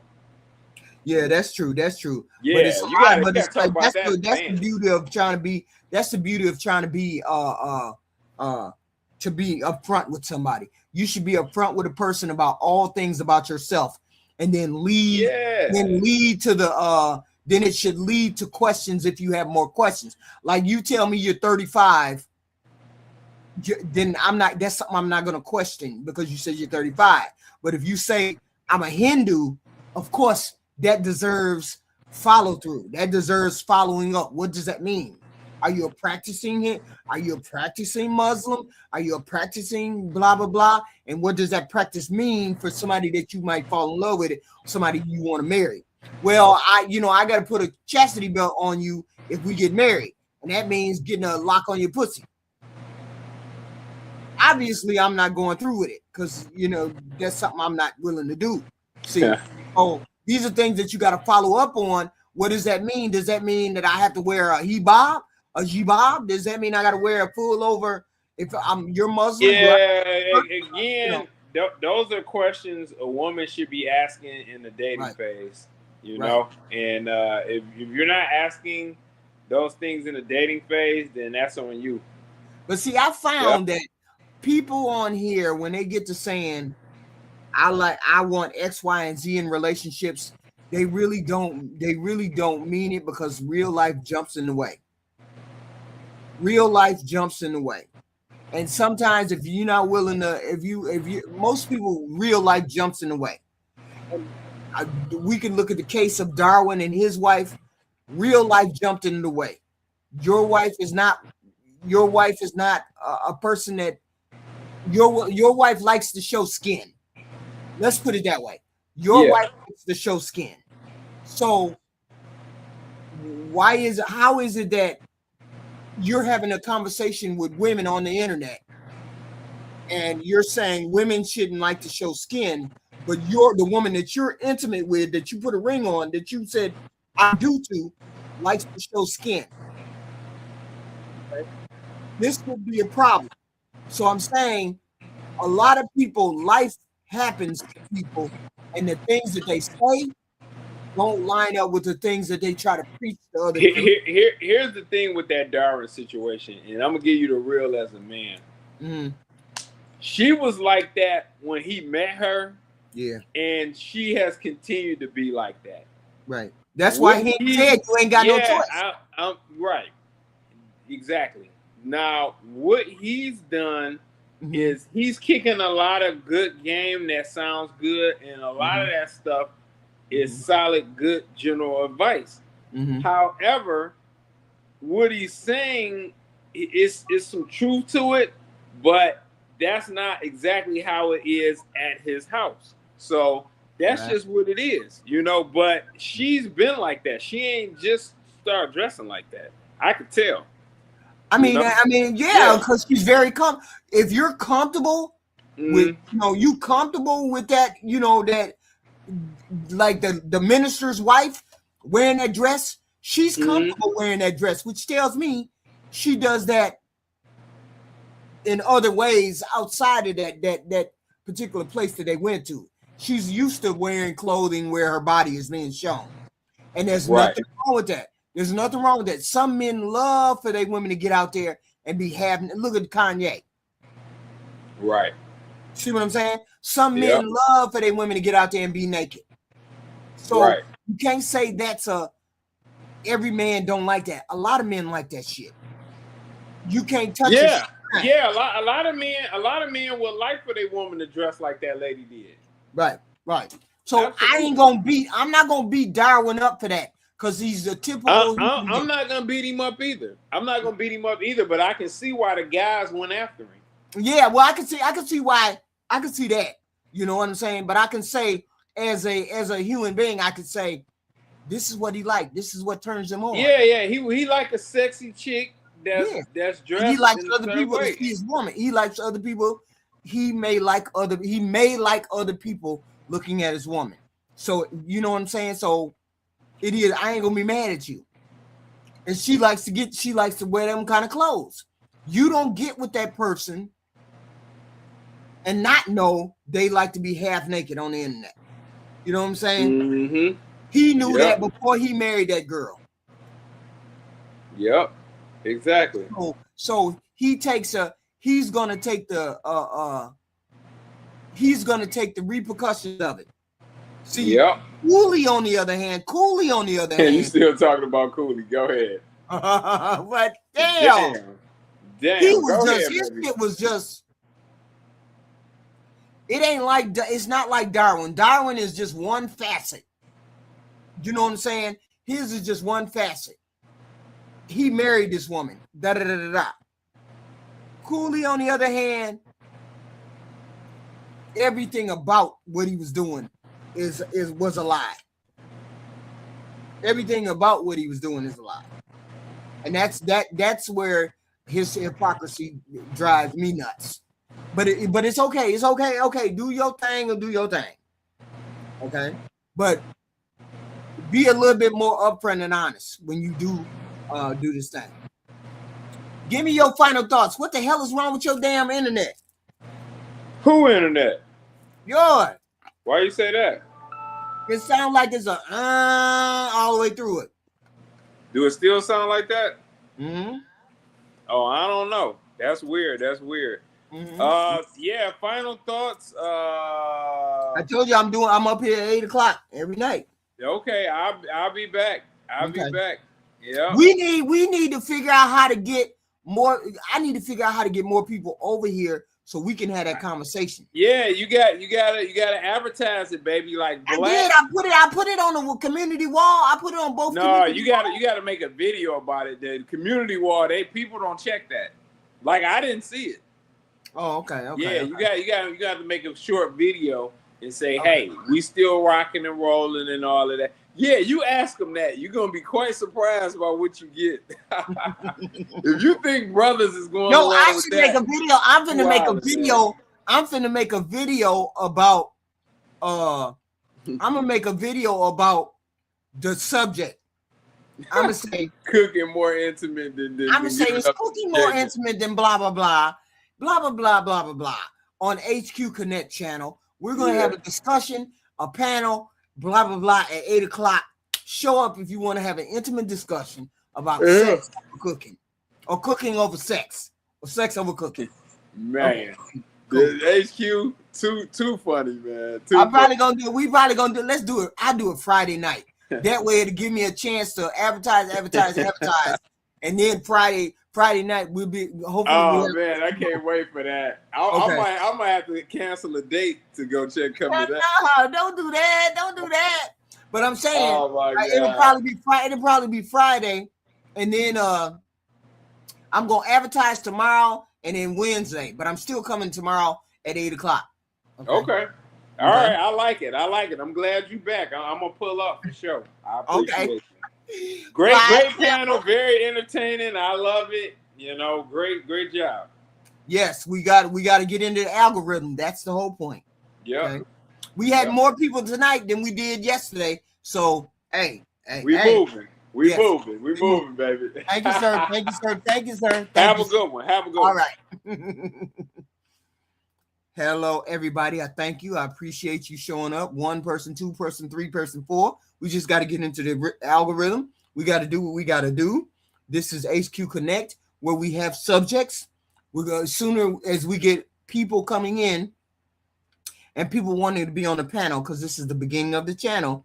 We are going to, have panels, and we're going to have 1 question panels, 2 question panels, and then we're going to have discussions.